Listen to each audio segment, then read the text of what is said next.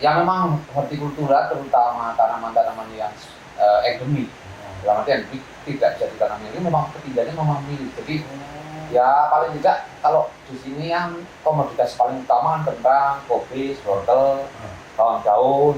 Petaninya di sekitar Pak ini sejak kapan menanam kentang? Karena tadi kan sebelumnya pernah menanam yang komoditas lain. Ya kentang sendiri. Pak Kumis, yoi, bisa dimulai? Oke.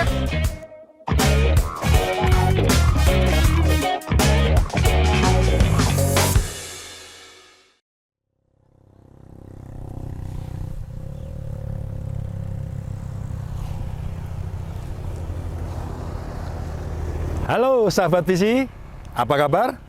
Semoga selalu dalam keadaan sehat dan tetap semangat. Assalamualaikum warahmatullahi wabarakatuh. Jumpa lagi dengan saya Pak Kumis, tentunya dalam acara kesayangan kita P3K, Podcast Pojok Pak Kumis. Sahabat visi, kali ini saya berada di salah satu sentra penanaman kentang di Jawa Tengah, tepatnya di Kabupaten Banjarnegara. Sebagaimana kita tahu, Banjarnegara merupakan salah satu dari 5 kabupaten penghasil kentang terbesar di Jawa Tengah. Merujuk data dari BPS tahun 2023, luas panen kentang di Banjarnegara mencapai 4.400 hektar dengan produksi mencapai sekitar 8.079 ton. Nah, menariknya di sini, varietas kentang produk dari PT BC International Tbk sudah mulai berkembang dan ikut mewarnai dunia perkentangan para petani setempat. Seperti apa varietas BC berkembang di Banjarnegara? Kita akan membahasnya bersama salah seorang petani kentang senior, yaitu Bapak Eka Agus Susilo. Selain petani, beliau juga merupakan penangkar bibit kentang yang sekaligus pembina Asosiasi Petani Kentang di Dieng. Jadi, jangan kemana-mana, simak terus podcast ini karena kita langsung temui Pak Agus di kediamannya sesaat lagi. Assalamualaikum. Waalaikumsalam. Sehat Pak? Iya. Alhamdulillah. Nun sewu, Pak minta mau ini berteduh. Oh nggak apa-apa nih, kebetulan baru hujan ini. Pas sampai sini. Nah. Pas hujan Pak. Oh, dari mana tadi Pak? Tadi dari lahan kan saya tanya lahannya Pak Agus ya, bener ya? Betul. Nah, Pak Agus itu mau ini loh Pak, mau istilahnya itu mau mengorek apa keberhasilannya Pak Agus itu sebagai salah satu petani senior di dalam kentang ini loh Pak. Tadi saya kan lahan, ternyata hamparannya luas sekali. Tadi kan pas tak suruh nganter ini Mas. Oh, Mas Teguh tadi. Malah Mas Teguh di sini duluan. Ya, tempatnya mana itu cuma ditunjukin tok gitu. Oh. Ya saya tapi nggak kasar ini Pak. enggak, tadi keliling-keliling cuma nanti belok sana Pak, pas Gapura belok sini. Ya udah, saya mau lihat dulu. Ternyata Pak ya. Di daerah sini itu memang untuk tanaman petani itu pertanian khususnya horti itu sangat luas ya Pak. Yang memang di sini sebenarnya memang horti. Horti ya. Horti. Jadi komoditas utama petani di kawasan Dieng khususnya khususnya di daerah sini, tempat saya tinggal itu hortikultura. Jadi kalau dulu sih ada perkebunan kayak teh, tapi sekarang karena sudah ibaratnya kurang menjanjikan, akhirnya dibongkar dan berubah ya. Jadi tetap hortikultura yang kita pilih. Kalau selepas mata memandang ya Pak, itu kan lahan perbukitan kayak gitu ya Pak. Oh. Terus kalau nggak salah tadi saya cek di sana Pak, di lahannya Pak Agus tadi itu kalau nggak salah ketinggiannya ini kurang lebih 1.600-an meter di atas. Bener ya Pak ya? Betul, jadi di sini yang memang hortikultura terutama tanaman-tanaman yang endemik, dalam arti endemik tidak bisa ditanami ini memang ketinggiannya memang minim. Jadi ya paling tidak kalau di sini yang komoditas paling utama kan kentang, kopi, wortel, bawang daun, cabai ya sebagian kecil lah. Itu memang memerlukan ketinggian yang apa ya? Karena kaitannya dengan suhu. Jadi biar tumbuhnya optimal tetap harus di dataran. Pak, kalau boleh tahu nama lengkapnya Pak Agus ya Pak? Kalau saya nama lengkap Eka Agus Susilo. Eka Pak Eko. Eka ya? Iya. Soalnya belakangnya kan ada Susilo ya. Jawa kan itu. Nah Eka itu kan sudah kayak Indonesia ya. Kalau Eka ya. Eka, kalau saya Eka. Kalau kita nggak ngomong tentang dulu deh. Ya, siap. Karena tadi saya dari sana itu terheran-heran Pak. Karena di komunitas kentang itu saya pribadi itu agak jarang ketemu, hanya di daerah-daerah tertentu.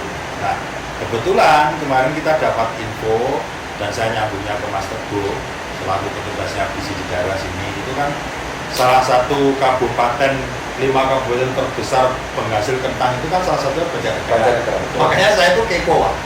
Sengaja tadi malam saya udah nyampe di sini cuma di Dieng Pak, nginep di Dieng. Wah, sampai nggak bisa tidur Pak. Kedinginan. Padahal ini berapa hari sudah agak hangat ini ya. Nggak musim hujan kan? Ya, walaupun masih kemarau kan ini ada kiriman hujan. Kan nggak setiap hari kan. Jadi nggak hujan. Sebenarnya sudah agak hangat dibandingkan dengan minggu yang lalu. Hangatnya Pak Agus. Betul. Biasa hidup di. Karena tadi malam saya kan terbangun dari tidur.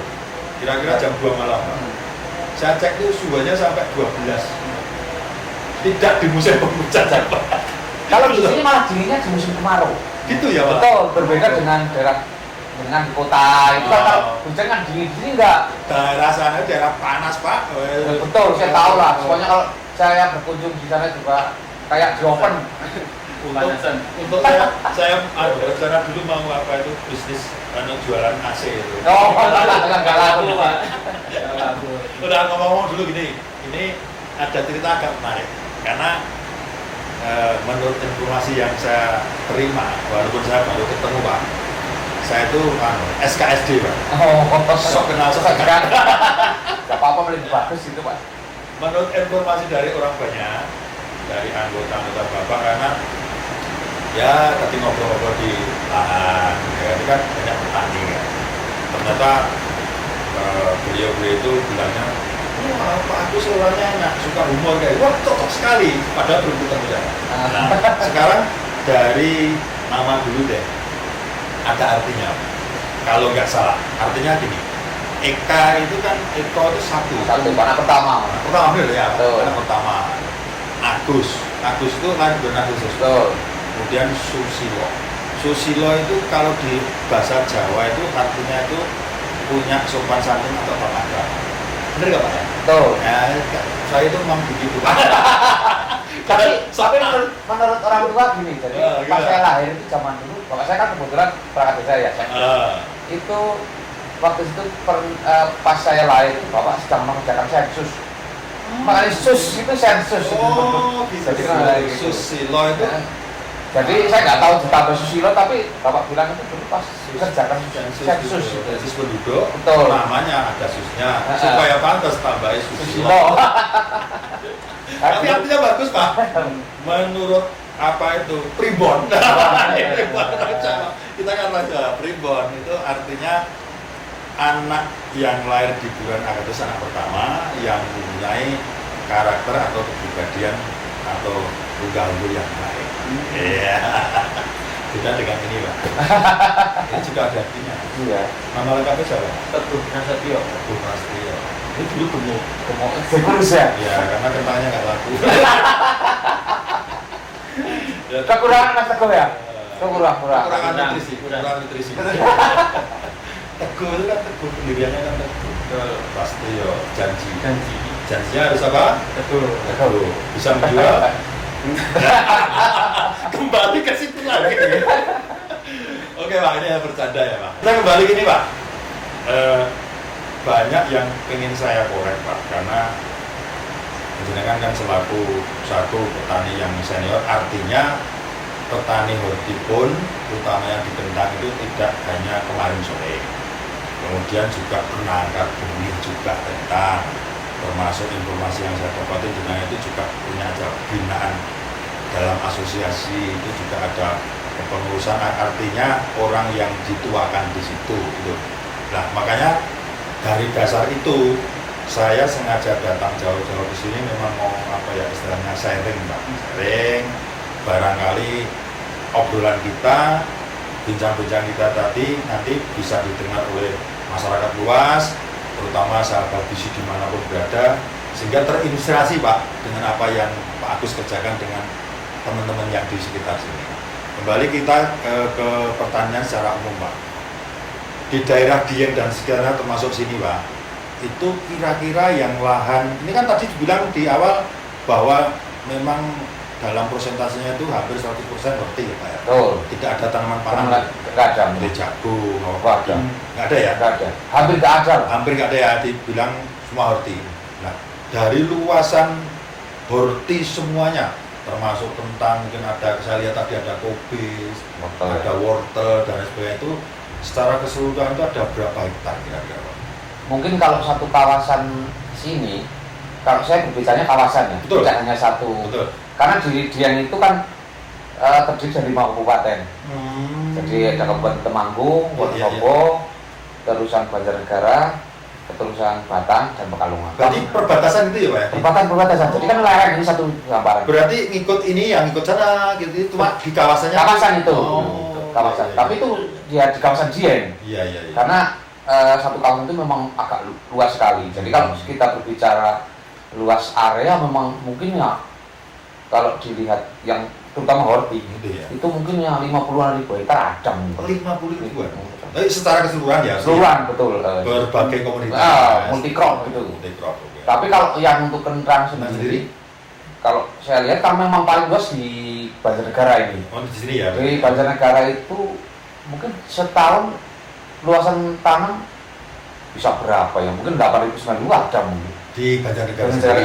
Karena hitungnya kan di sini di kawasan tertentu tidak ada musimnya. Jadi di sini kan berbeda dengan daerah lain. Daerah lain walaupun kentang kan dia ada musimnya, ada musim tanam dan nanti ada off, ada jeda berhenti. Oh, jeda. Kalau di sini kan sepanjang tahun. Itu sepanjang tahun ada tanam kentang. Jadi hortikultura di sini memang tidak ada musimnya. Terus kalau dari Mas Teguh, saya panggil Mas saja ya. Ya masih muda ini Mas. Ini kan walaupun masih muda sebenarnya. Masih muda, duitnya banyak, pengalamannya luas ya kan. Jaringannya luas. Pura-pura kayak orang nggak punya gitu ya. Nah kita nggak punya beneran ya. Nggak punya malu maksudnya. Oke, dari Mas Teguh ini kan selaku petugas lapangan dari PT Visi. Untuk wilayah Mas Teguh sendiri di daerah mana? Wilayahnya sendiri yaitu Wonosobo sama Banjarnegara Pak. Oh, 2 kabupaten. 2 kabupaten betul. Itu khusus untuk komunitas apa? Kentang, hanya Kentang saja? kentang. Hanya kentang. Berarti lebih banyak tahu tentang kentang dibanding dengan yang petugas yang lain. Iya betul. Oke. Terus kenal dengan Pak Agus sudah lama? Baru kurang lebihnya 2 bulan Pak. 2 bulan ini? Iya Pak, 2 bulan ini. Masih ambil muda itu. Tapi Pak, walaupun 2 bulan Pak, tapi saya diberi pengalaman yang sangat banyak, ilmu yang sangat banyak sama Pak Agus juga. Bayar enggak? Ilmunya itu tidak bayar. Banget teman. Tapi kelas bagus ya. Hebat. Berbagi. Saya senang anak muda yang mau belajar. Ya. Saya juga pernah mengalami seperti itu. Iya. Ya, punya pengalaman. Ada fotonya. Iya. Kalau enggak nangis nanti. Kembali ke luasan, Pak. Kembali ke Pak Agus lagi. Dari kentang sendiri di daerah Banjarnegara sekitar 8.000 sampai 9.000-an. Kalau di kawasan yang Bapak cerita tadi, untuk kentang sendiri, Pak? Oh, di kawasan kampung saya sendiri. Iya, betul. Kalau desa saya sendiri mungkin setahun 200-an hektar ada sampai Setahun ya? Setahun. Karena di kampung saya di desa Kasimbar ini kan luas lahannya itu hampir 500 hektar. Kalkulasi saya itu setiap musim kan karena nggak ada jedanya sih. Betul, jadi ya. ada yang tua, ada yang panen, ada yang dan sebagainya. Tapi memang tahun ini memang agak turun. Tahun 2004. Kenapa, Pak? Kenapa? salah satu ini maaf saya potong. Yang turun itu di komunitas kentang atau seluruh kentang. kentang aja? Mungkin satu Indonesia turun semua. Itu ya. Ya, jadi bukan apa-apa. Jadi di 2 musim yang lalu itu kentang itu kan maksudnya dia kan tanaman yang batangnya tidak kokoh lah. Jadi makanya tadi Bapak lihat ada gajir itu besarnya gajirnya gitu gitu. Lah, satunya itu pernah terjadi kemarin itu 2 musim itu ada angin. Angin besar yang alam berarti. Ada alam. Jadi kalau dulu kan ya tadi Bapak sudah bilang ilmu titan Jawa kan ada itu. Betul. Itu di luar prediksi kita gitu loh. Harusnya sudah tidak keluar angin itu kan. Ilmunya lutur Lutur gitu. Jadi saktinya luar. salah prediksi. Jadi ya termasuk saya sendiri coba kemarin ya ibaratnya koprol gitu. Koprol juga balik. Belum. Jadi Kan teman teman saya namanya Turak Sanitasi tadi. Tarik sana tarik ini. Senengannya koprol, Pak. karena gulung. Tapi gulung-gulungnya enggak. Ini kita kerugiannya luar biasa kemarin. Gulung-gulung karena modalnya itu tadi. Lah iya betul. Itu gulung-gulung karena gilanya kumat, Pak. Tapi obatnya bawa ya. Aman. Suntik rabies. Jadi kayak gitu. Jadi 2 musim itu akhirnya kan kita kehabisan amunisi ibaratnya. Jadi yang nanam kentang kan hanya tinggal mungkin 20%, 30% dari normalnya. Yang masih punya ya berarti. Dia dalam arti dia punya saving lebih atau mungkin usaha lainnya untuk menopang itu. Nah makanya sekarang kemarin itu harga kentang sayur itu sampai tembus 18.000 sayur itu. Karena, itu rekor sepanjang saya jadi petani itu. Karena kelangkaan tadi ya. Ya itu memang. Kelangkaan panen berarti ya. Jadi panennya turun, susah dirawat. Jadi kadang-kadang harga mahal sih belum. Saya berbicara real ya. Betul. Jadi kalau di sayur itu kadang harga mahal belum tentu Mengembalikan modal atau bagaimana? bukan belum tentu hasil keuntungannya tinggi. Iya. Karena apa produksinya rendah. Nah itu loh. Maksudnya kalau prinsip saya kan gini, bisnis itu kan kontinuitas lah, Ya. keberlanjutan. Ya. Kalau bisa itu ya produksinya yang tinggi walaupun harga murah pan masih untung. Ya, soalnya dikalikan dapat sekian. Tuh, terus konsumen juga tidak menjerit. Harga mahal tapi produksi saya turun sekali. Lo kemarin yang biasa mungkin dapat 10 ton di lahannya, itu paling 1 ton. Itu nggak menurun lagi, Pak. Drastis kan? Anjlok. Nah itu makanya koprolnya 2 kali Pak. Nah ini baru mulai bangkit lah, maksudnya dalam arti petani baru mulai tanam. Moga-moga di musim ini bagus-bagus jadinya tetap. Karena gini di sini kan memang sektor pertanian kan penunjang ekonomi nomor 1 sih, hortikultura. Dan di kentang itu memang padat pekerjaan dan padat modal. Itu ya. Coba bayangkan kalau tanam kopi atau wortel kan pekerjaannya kan sedikit, Ya. jadi bedeng apa, semprot. Kalau kentang kan ada namanya banyak merawat lah. Ya. tuh, jadi ada yang langsung pupuk, ada penjual obat dan sebagainya yang di situ siklusnya puterannya banyak banget. Berarti, Dan modalnya memang tinggi, jadi ekonomi tetap berjalan. ya. Nah kalau yang lain kan nggak begitu. Ya. Nah makanya begitu kentang itu drop, ekonomi lesu Pak, Ya. daerah sini. Kalau Pak, ini kita bicara luasan tadi kembali Oh. ke luasan yang notabene untuk ditanami kentang sendiri. Itu ada sekitar kalau nggak salah minimal di daerah sini aja 8.000 sampai Nah, di Kabupaten Banjarnegara ya, Banjarnegara sekitarnya. tahun. Itu dalam setahun dengan luasan segitu itu perolehan hasilnya itu sekitar berapa Pak, dengan luasan itu? Rata-rata lah kita. Ya kita ambil rata-rata kalau kita produksinya normal lah, nggak terlalu tinggi, nggak terlalu Ya, rendah. kadang-kadang kan tergantung musim tadi. Betul musim. Musim bagus, pas Tinggi. hama penyakitnya berkurang ya kan? Betul. Wah, harganya tinggi ya. Meroket itu dengan yang kadang-kadang harga di bawah rata-rata itu secara flat aja Pak. Kalau produknya rata-rata kita hitung real ya, Ya real. itu bisa dicapai dan bisa tercapai juga. Maksudnya segala musim bisa dapat lah. Ya. Itu rata-rata produknya 15 ton per hektar. Kurang lebih ya. Kurang lebih segitu. Itu kalau diambil rata-rata. Rata-rata realnya. Berarti Itu kalau kondisi tidak angin, Ya. tidak, maksudnya force major-nya betul. Kita bicara normal. normal. Maksudnya dalam arti kalau untuk kendala alam, angin atau terserang musuh dan lain sebagainya Betul. itu kan kita Juga prediksi kita. prediksi karena kita tidak bisa istilahnya mencegah itu gitu Betul, kan, Pak. betul. Namun karena kalau dari sisi hama atau penyakit Bisa dikendalikan lah. Nah, ya, apalagi kita tahu sendiri kan Mas, beliau ini kan salah seorang petani yang tidak hanya kemarin sore, Nah, artinya kan senior pun itu kan beliau banyak pengalaman. Dari sisi petani Pak, petaninya di sekitar Pak ini sejak kapan menanam kentang? Karena tadi kan sebelumnya pernah menanam yang komoditas lain. Ya kentang sendiri. Jadi kalau kentang di kampung saya di daerah sini ya, Daerah Banjarnegara itu bukan kalau Banjarnegara daerah Dieng itu tahun Banyak ya? 70-an, Oh. 80-an. Oh. Kalau sini ya tahun 90-an mulai. baru ya. Baru. Jadi dulu itu kalau kakek saya mbah saya itu kan memang petani bako. Bako terus ganti kopi, terus akhirnya beralih ada kentang. Berarti Pak termasuk Pak Agus itu sebelum terjun ke Horti ini pernah usaha yang lain? Jadi saya dulu ya tetap ya pernah jadi, ya semuanya bisa lah. Ya saya jadi karyawannya pernah, konsultannya pernah, ngajar guru ya pernah, Profesi macam-macam, bengkel lah pernah, Semuanya. terus Semuanya, ya. terus apa namanya, lah macam-macam saya pekerjaan. Makanya banyak hal. Circle saya kan tidak terbatas hanya petani. Iya, Jadi iya. memang saya kebetulan juga sekarang jadi pengurus di Hibri Banjarnegara juga untuk di pertanian. Jadi saya dulu profesinya sebelum bertani itu ya pernah merantau juga. Kemana Pak? Saya pernah di Sulawesi. Itu masih bujangan. Masih bujangan. Oh. Jadi habis selesai Umur sekolah. berapa? Kita umur berapa itu? Ya 20 berapa lah, habis kuliah lah. Sekarang Pak Agus? Saya sekarang sudah 43. Oh, baru Pati. Baru 43 baru. Pati. Belum tua. Taman umur berapa? 24. 24. Nah, 24 masih kemarin sore. Ya, maksudnya ini kan nggak ada sih umur musikan meroket kecuali bapaknya itu memang Iya. miliarder. Tapi harus. Tetapi saya yakin ketika saya juga dulu ya namanya merantau itu kan saya cari pengalaman lah, cari koneksi. Jadi ketika saya pulang, Kemana nih merantaunya? Ke? saya kemana-mana gitu. Karena saya bagian besar itu jadi ya kayak manol gitu loh. Oh. Manol kalau bahasa Indonesia apa itu? Apa? Kuli?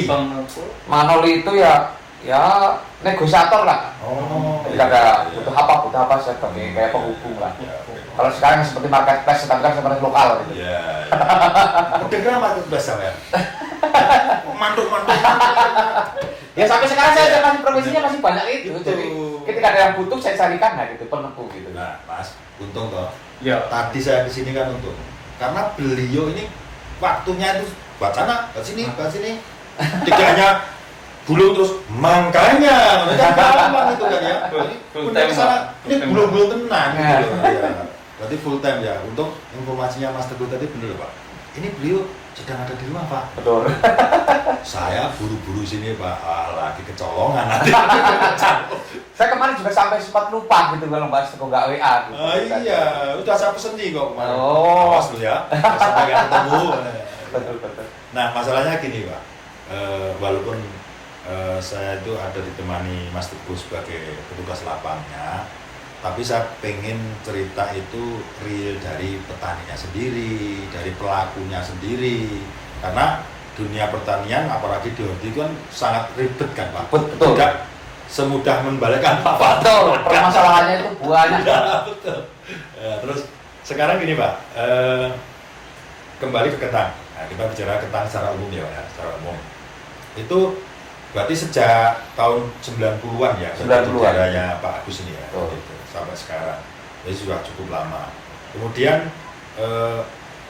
ini Pak, sistem tanam yang sekarang, karena di daerah tertentu itu punya sistem tanam yang secara monokultur, ada yang tumpang sari. Kalau di sini bagaimana sistem tanamnya kentang di sini? Kalau di sini rata-rata monokultur. Berarti tidak ada Selang-selang. Ya, sekarang sih kadang ada di selain cabai, tapi kan tidak semuanya. Rata-rata monokultur, hanya kentang saja. Karena gini, kalau di daerah sini memang lahannya kan masih hamparan-hamparan. Iya. Dan petani itu kan kadang-kadang mau ribet gitu loh. Iya, benar. Jadi jarang sekali. Makanya kalau Pak Kumis mungkin di daerah, walaupun di daerah sayur ya, Betul. mungkin di daerah Magelang, berbeda banget dengan sini. Iya. Karena di sana kan mungkin ada kentang, ada cabai itu dalam satu petak itu berapa? Kalau di sini kan Ada Pak, non sewu, saya potong. Saya pernah podcast kayak gini. Kemudian komoditasnya juga sayuran. Betul. Cuma di cabai sama tomat sama timun gitu. Daerah Jawa Barat. Itu tidak tumpang sari lagi Pak Agus. Jadi dalam satu lokasi, satu bedeng lah ya. Satu mulsa itu ya. Satu bulut lah ya. Hmm. Itu ada 3 sampai 4 komoditas. Komunitas. Itu bukan tumpang sari Pak. Apa Pak Gus? Tumpang tindih namanya kan ya. Tembak Karena memanfaatkan lahan Pak. Karena di sana itu lahan sempit, sewa lagi, sewanya mahal gitu loh. Mungkin alasan seperti itu. Kalau di sini beda ya Pak. Beda, jadi kulturnya berbeda dan kepemilikan lahannya itu terutama di kampung sini itu masih agak luas. Luas ya berarti. Jadi kepemilikan tanahnya. Nah, jadi belum sampai ke situ dan kadang-kadang saya berpikirnya gini, ketika kita menambah keributan sebenarnya, Oh ya. hasilnya sedikit. Ngurusnya lebih banyak kan ya? Kan hitungannya kan bisnis kan. Betul ya. Lah yang dicari kan untuk buat kondang. Nah itu. Lah saya hitungnya gitu Pak. Sudah ribet, nggak untung lagi. Ya logikanya gini, saya ribet mengeluarkan tenaga mungkin yang harusnya 10 jadi 15 ya. Betul ya. Tapi ternyata keuntungannya tidak untuk buat tenaga yang tambah 5 buat apa? Mending satu saja. Gitu. Satu saja. Jadi kalau prinsip saya tidak semuanya yang caranya tumpang sari itu lebih menguntungkan. Mungkin di daerah tertentu bisa. Ya. Tapi di daerah tertentu tidak. Jadi kalau saya dengan petani manapun bolehlah kita belajar, tapi jangan diduplikasi 100%. Jangan gitu. langsung saklek gitu. Saklek gitu. Mungkin Pak si A berhasil gini, ya jangan. Coba dulu lah satu bedeng. Mungkin Pak. Itu di daerah yang begitu itu kasus khusus. Kasus khusus memang. Karena memang daerah-daerah itu tidak bisa disamakan kan. Betul. Walaupun komunitas sama, cara merawatnya sama, kemudian keunggulan varietas sama, pestisida sama, kemungkinan karena daerahnya beda, Betul. itu perlakuannya harus beda. Jangan jauh-jauh Pak. Saya nanam kenang ya di daerah sini ya. Di sini kalau saya berbicara zonasi gitu ya. Ya. Kedang terutama ya. Betul. Saya bicara kedang gitu. Betul, ini pokoknya saya kesini mau ngorek Kedang. Saya Kedang. Jadi kalau sepengalaman saya pribadi ini, jadi ketika saya sering gitu dengan teman-teman saya diskusi, kemudian kadang meminta masukan dengan kita. Saya pernah trial itu di beberapa titik gitu ya. Jadi kalau saya disimpulkan gitu, di daerah yang datang tinggal itu terbagi 3 zona gitu. Oh. Jadi zona itu ketinggian berarti? ya kita mengacu ke ketinggian. Karena kentang itu kan sangat responsif terhadap suhu. Nah, ya. Suhu dan kelembaban itu membutuhkan suhu yang memang benar-benar pas gitu ya. Nah, jadi kalau di Dieng itu ada ada zonasi seperti apa Pak? kalau zonasinya itu ada 3. Yang pertama di ketinggian 1.200 sampai 1.400-500 Pak. Itu zona pertama itu. Berarti yang paling bawah. Paling bawah. Oke, ya. Terus nanti zona kedua 1.500 sampai 1.800. Ini zona 2. Menengah berarti ya. Menengah. Oke. Dan yang paling bagus sebenarnya kentangnya di zona ketiga ini Mas itu yang paling bagus. Betul. Jadi di sana kan tanaman kentang itu memang ya karena kentang itu kan tanaman introduksi. Jadi didatangkan dari luar, bukan endemis di sini ya. Oke. Jadi sebenarnya di sana kan memang harus dingin.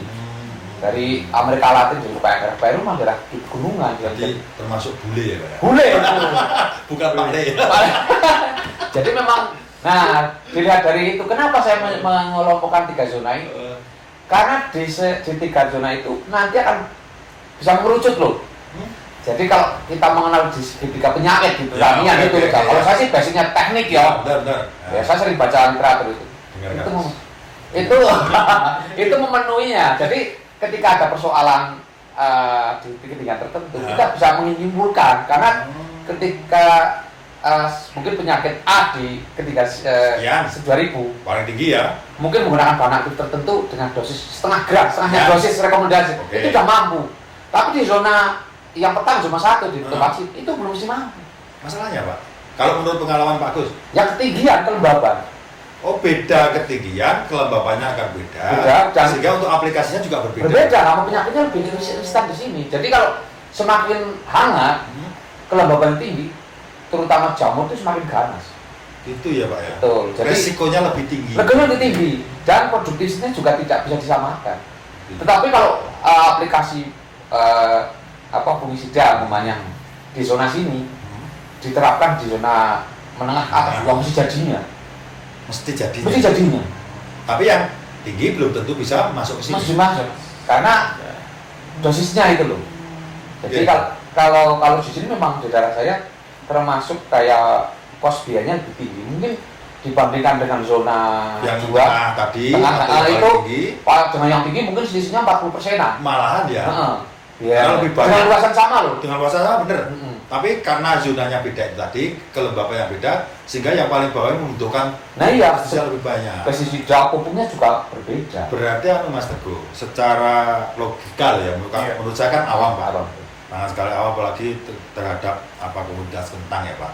Sering-seringnya saya itu kan ya ada kayak tomat, kayak cabai, kayak gitu. Tapi ketika ke komoditas kentang itu saya itu semakin penasaran Pak, karena memang minim sekali pengetahuan saya, makanya memang saya tadi sekali lagi saya pengen datang ke sini gitu loh Pak.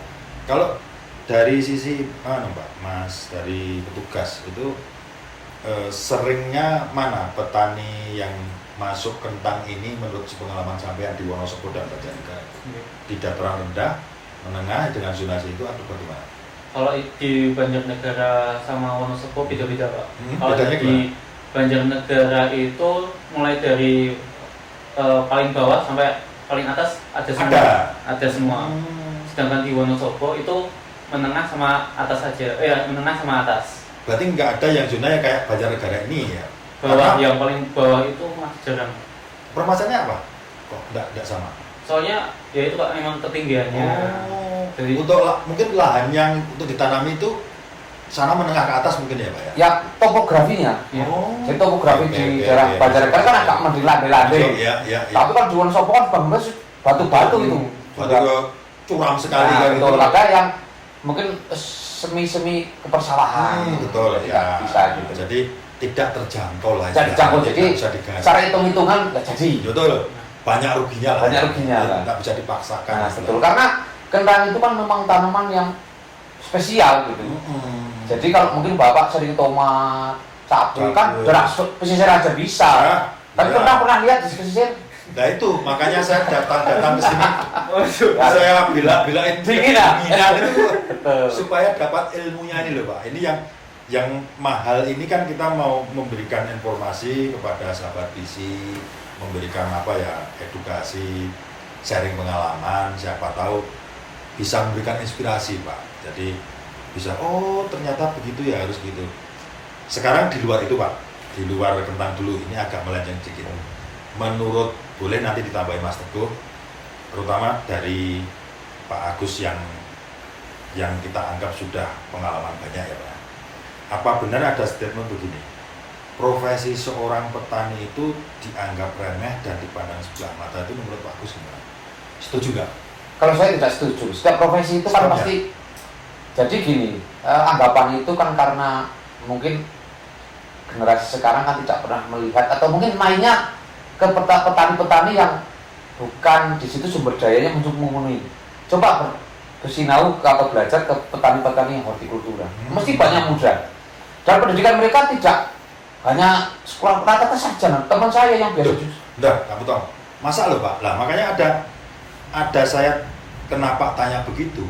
Rata-rata nih Pak ya, setahu saya di banyak wilayah itu, daerah itu petani itu kan SDM-nya kurang, sehingga hanya monoton, tidak ada berkembang, kemudian sehingga itu petani dianggap hina, jelek, kalau di sini gimana Pak? Kalau di sini petani udah hampir semua di sini tuh ya seperti itu juga karena ada ini ya erat kaitannya dengan satu komoditas yaitu keuntungan. Jadi ketika ada seorang leader gitu yang memulai, betul. Petani itu kan sebenarnya orang yang paling mudah meniru. Ikut ya berarti ya. Betul. Jadi kalau ketika ada yang memulai leader terus dia memberikan contoh dan berhasil, mesti dia akan mengikuti. Tanpa kita suruh ayo itu nggak usah. Berarti ada yang sudah berhasil dulu. Kayak pematik gitu jadi. Ya. Terus kedua, kalau saya berpikirnya gini, ketika saya dulu selesai sekolah, kemudian sebenarnya saya dulu nggak pengen jadi petani sebenarnya. Kenapa Pak? Ya karena saya punya feel dulu, maksudnya punya basicnya nggak ke situ Pak. Walaupun basicnya tetap saya pengen mengembangkan diri gitu. Tapi karena orang tua kan harus mengharuskan saya pulang. Karena lahan orang tua itu nggak ada yang rumah gitu. Saya pulang. Pertama saya pulang juga bingung saya mau ngapain ini. Nggak ada pengalaman ya Pak. Ya saya pengalaman tiap hari ke ladang memang. Saya memang senang belajar sudah Pak. Senang belajar, senang baca. Jadi walaupun saya bapak tadi di gudang saya itu banyak peretelan rongsokan kayak gitu. Itu memang kesukaan saya seperti itulah, ketimbang saya kemana-mana nggak jelas, mending ngopi sampai berpikir sampai ngotak-ngotak baut. Kalau Pak, apa benar kalau di sini tuh saya dengar itu malah justru petaninya banyak yang muda dan sarjana, Pak? Bener, Pak? Betul. Jadi di sini rata sekolah itu tidak harus nanti jadi apa, nggak usah. Jadi sekolah itu kalau menurut saya dan teman-teman kan hanya mengubah pola pikir dan jaringan. Jadi ketika belajar, kuliah, cara berpikirnya kita kan terbuka. Ketika ada informasi yang baru, teknologi baru, kita tetap adaptif. Saya pribadi saya gitu, saya selalu berusaha mendekatkan pertanian dengan teknologi. Itu loh. Ini Mas. Jadi Sambar kan masih muda. Betul. Ini harus kayak gini seperti Pak Agus, kemudian teman-temannya yang katanya ada SS2 ya Pak ya. Betul. Mau bertani, mengembangkan teknologi, petani nggak hanya apa kayak gitu-gitu terus kan. Oh, ada mengadopsi ilmu yang sehingga nanti bisa menjadikan ya seperti itu ya, barangkali bisa apa ya, kita terapkan juga, kita coba juga. Terus kemudian gini Pak, ini mohon maaf loh sebelumnya, ini banyak saya tanya Pak, biar nanti saya pulang dari sini tuh banyak ilmu yang saya dapat. Utamanya memang kita nanti tujuan kita itu di acara podcast P3. Wah, P3K ini. P3K Pak, ini podcastnya Pak Kumis ini. Ya. Jangan sampai nanti hostnya ganti yang tidak berkumis. Itu akan beda. ada ya, beda rasanya ya. Rezekinya akan beda Pak. Pasti podcastnya akan gulung tikar. Mudah-mudahan dengan hostnya Pak Kumis akan jaya terus ya Pak. Ya. Terus kembali ke ini Pak. Saya tanyanya ke Pak Agus deh. Mas Anu tinggal dulu ya. Karena saya penasaran sekali, kepo sekali terutama tengah.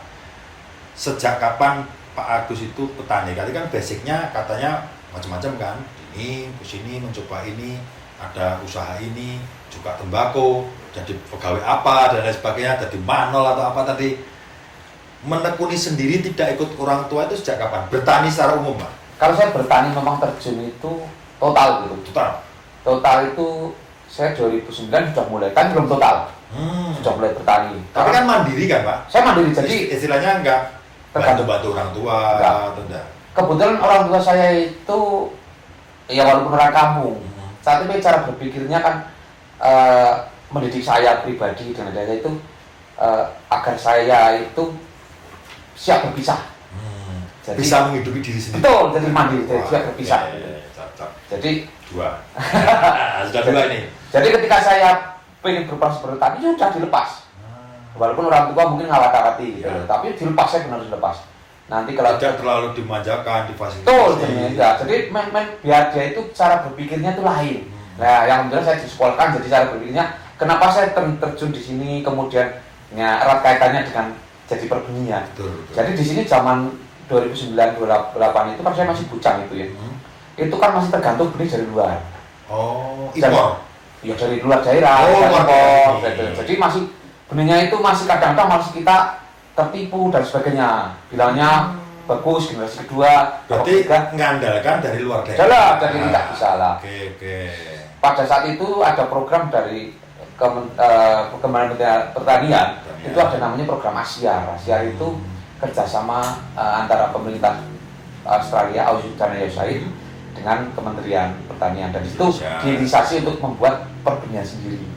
Nah, kenapa saya terjun ke situ? Lah itu, karena saya berpikir gini, itu kan peluang. Betul, ya. Jadi sekolah itu kan tidak hanya membuat kita, ya cara berpikirnya. Jadi pola pikir ya. Nah, kalau saya kenapa tadi katanya petani itu ibaratnya nggak keren dulu. Kalau saya tadi Pak Kumis lihat saya di kebun mungkin kan itu gayanya, nah tapi itulah ketika saya keluar kemana berbeda sekali kan. Iya, Nah, betul. Nah akhirnya saya berpikirnya gini, namanya di pertanian terutama di Tikura kan perputaran uangnya tinggi banyak, dan di situ ada on farm juga off farm. Kita tinggal pilih mana di situ, dan peluang di situ banyak. Nah saya berpikirnya gini, ini benih kan belum ada. Betul. Nah, saya dari daerah ya berarti. Saya berusaha membuat perbenihan kentang ini. Berarti punya inisiatif untuk mengembangkan di daerahnya sendiri. Betul. Jadi dulu petani-petani rata-rata kan berpikirnya gini, ya namanya dimanapun lah, namanya petani tua. Wah benih dari dulu sama aja ditanam kentangnya. Tapi kan ternyata ya kalau walaupun saya bukan basic pertanian, Dan saya berpikir namanya benih itu kan harus tetap, apalagi kayak kentang itu kan harus yang diganti. Tapi kan walaupun nggak basicnya pertanian, tapi Pak Agus kan kreatif Pak. Ya. Mau berusaha mengembangkan, membuka wawasan kan gitu istilahnya. Ya saya senang, Lanjut. senang belajar dengan teman-teman. Akhirnya sharing-sharing, ya oke lah. Akhirnya saya menangkarkan benih yang dulu kan memang jadi G2, beli G2 atau G3 jadi G4. Walaupun sekarang yang sertifikasi hanya sampai G2 dan G3, masih jarang lah. Dulu memang benih jarang banget. Jadi kemudian saya membuat greenhouse. Terus kemudian saya ketemu teman-teman yang memang dia profesinya basicnya petani dan kita belajar kultur jaringan. Saya sempat sekolah kursus itu 1 tahun untuk kultur jaringan. Untuk mendalami itu. Mendalami di satu kampus. Karena apa? Saya tidak mungkin mengandalkan mereka petani-petani yang biasa untuk mengadopsi teknologi yang baru. Ya, kalau saya tidak mau mulai, siapa lagi? Nah, kalau mengandalkan petani yang biasa itu robot Pak. Caranya Pentium 1 kan. Ya bukan berarti saya lebih pintar enggak. Dalam arti saya selalu berusaha jadi apa ya? Kalau ya walaupun saya tidak bisa berbagi apa-apa ya, paling tidak ketika ada teknologi masuk saya kembangkan kemudian jadi turunan, itu sebuah kebanggaan saya sendiri. Walaupun namanya memulai hal yang baru di lingkungan petani itu kadang-kadang ya kalau nggak berhasil ya dicemooh Pak. Tapi saya tidak pernah patah arah, saya punya tangan 2, kalau dicemooh tutup aja kupingnya. Jatuh, baik termasuk saya penggunaan irigasi, pupuk, benih berkualitas. Saya walaupun tidak membeli tempat saya sudah senang. Karena mereka akan berhasil dan nanti indikasinya kan ekonomi di kampung saya berkembang. Dan tolak ukurnya di sini tidak ada yang merantau Pak. Jadi kalau merantau tinggal dihitung dengan jari, itu indikasi di sini mencari peluang pekerjaan sih banyak. Di sini juga di kampung saya. Mengembangkan potensi daerah. Berarti. Sampai saya berusaha mencari alternatif teknologi, pompa, irigasi. Dan itu ya inisiatif sendiri Pak? Betul, jadi kenapa saya orang kan sungkanan. Orang teknik seperti kan sungkanan orang basic teknik. Bagaimana itu dengan tenaga minimal itu bisa mengakomodasi pekerjaan banyak. Gitu. Jadi dulu pertama di sini mengenal pompa, kemudian kita nyiram itu pakai kaleng dilubang-lubangi. Oh, di bolong-bolong. Nah itu kan butuh tenaga itu dan banyak orang sebelahan satu harus pindah-pindah. Saya cari alternatif, akhirnya ketemu sprinkle. Saya pernah dicemooh dulu sprinkle itu. Wah masa basah masa ini, sembarang nggak basah, nggak apa-apa. Tapi begitu itu sama saudara saya sendiri juga seperti itu. Pak, ketika tahu manfaatnya. Nah, ketika tahu pernah lihat itu saya kan nyiram 3 lahan tanpa pekerja satu pun loh. Ya, hanya pakai itu yang andalkan itu ya. Sprinkle banyak gitu. Terus saya tidur siang-siang. Jam 10 saya tidur, capek sih dari sprinkle. Itu mereka, akhirnya tidur. Dan sekarang 100% udah mulai. Karena ada yang sudah kasih contoh nyata itu tadi ya. Betul. Nah, sekarang kemarin saya mulai tahun 2020-an menggunakan drone. Drone semua. Trial. Itu mantap. Jadi sementara sampai mantuk-mantuk dulu. Jadi bukan berarti apa-apa. Jadi saya selalu mengadopsi teknologi. Jadi teknologi itu memang sebuah keniscayaan bagi saya. Setuju sekali. Ya. Jadi kenapa saya kadang menggunakan mesin cangkul dan sebagainya? Karena setiap hari tenaga kita semakin berkurang. Betul. Biaya produksi meningkat. Adapun kadang-kadang jarang biayanya mahal. Betul. Jadi saya pribadi kan mengedepankan bagaimana dengan tenaga minimal itu bisa menghasilkan paling tidak banyak. Tidak usah meningkatkan, tetap mempertahankan gimana. Kalau meningkatkan kadang-kadang kita terlalu banyak berpikirnya terlalu tinggi. Mempertahankan yang sudah ada. Ya. Jadi kembali lagi tadi masalah petani kadang kumat terus enggak dianggap masalah mata. Itu petani siapa dulu? Nah, kalau saya setuju Pak. Jadi setuju pola pikirnya Pak Agus atau mindsetnya itu tidak petani zaman dulu. Ketika mbah-mbah kita. Betul. Pola pikirnya kan pola pikir ya begitu-begitu saja awal.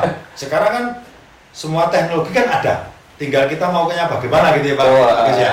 Nah makanya Pak Agus dan teman-teman tadi yang merasa daerahnya potensinya belum dikembangkan sehingga cari literasi ke sana ke sini, coba dan sebagainya sampai sarjana aja sekarang terjun sendiri karena mengupayakan supaya daerahnya bisa lebih maju gitu ya Pak. Lah saya dengan teman-teman kan gini, kalau semuanya yang pinter-pinter nanti keluar bekerja, nanti yang memperhatikan kita siapa orang tua? Adanya di kampung kan orang tua.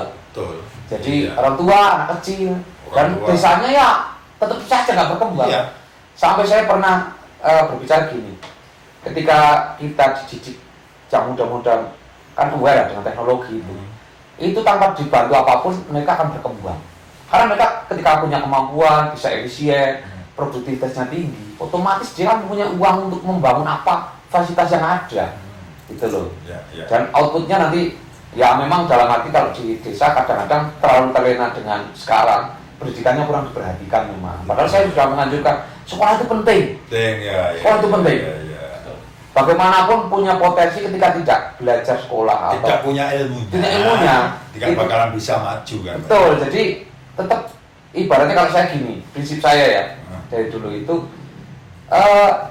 ketika kita punya banyak senjata maksudnya ya, yang mungkin kita sidak ya butuh, besok butuh, gergaji butuh, parang butuh, mungkin gaji butuh, kan tinggal musuhnya.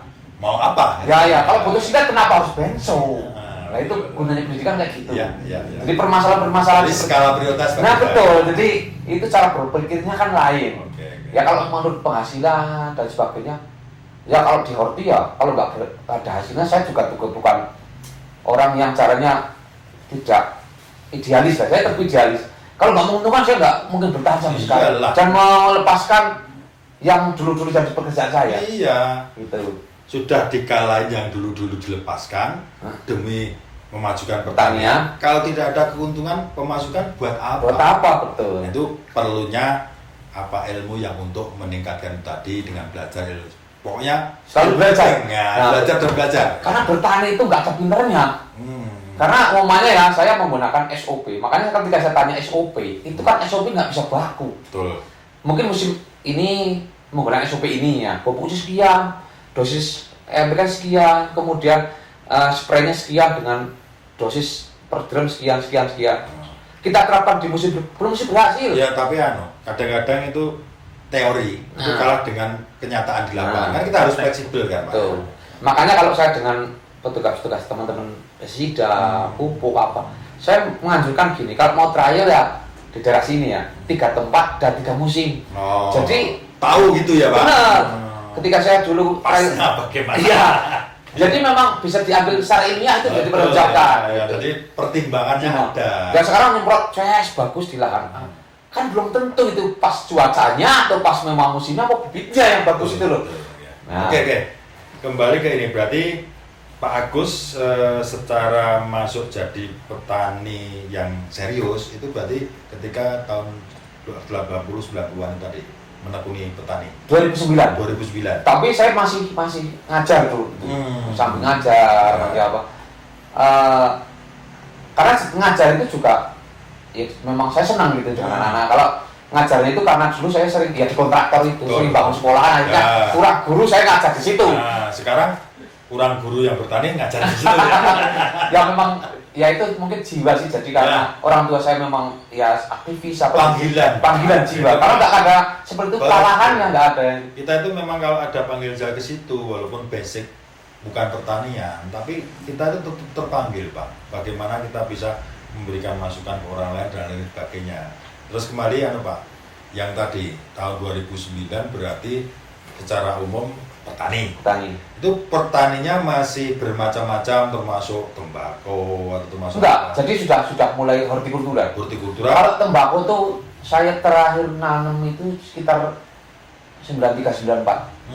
Jadi zaman dulu sekali. Jadi 2009 langsung horti. Memang orang tua memang bertani horti, cuma kan saya masih ikut orang tua. Membantu ya? Membantu. Jadi karena saya bekerja, kadang saya ya walaupun sih membantunya saya memang dari dulu ya tidak. Saya jujur aja Pak ya, saya petani, tapi suruh nyangkul apa semua nggak bisa memang. Jadi suruh buat, ya saya bisa ngatur, tapi saya tidak bisa melakukan. Instruktur. Maksudnya gini, dalam arti memang saya berpindah itu orang teknis kan berusaha itu memudahkan itu. Tapi kan tidak hanya ngomando, tapi ada bisa terjun sendiri saya. Ada dasarnya kan Pak? Betul. Diterapkan juga bagus kan? Ya, kenapa saya harus jaritan ini apa ya 70 kali 40 itu bisa saya jelaskan gitu ya gitu. Alasannya apa?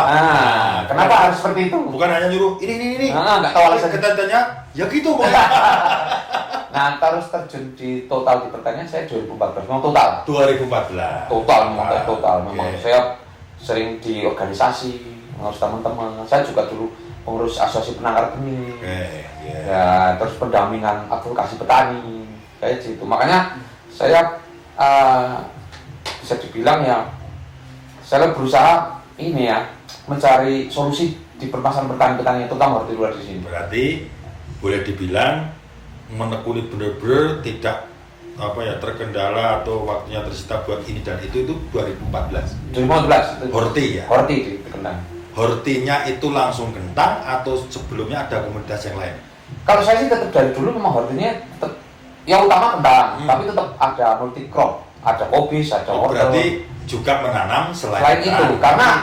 karena saya berpikir gini sih, jadi ketika kita hanya menanam satu komoditas, itu kan penyakitnya namanya kentang itu banyak, jadi tidak pernah putus.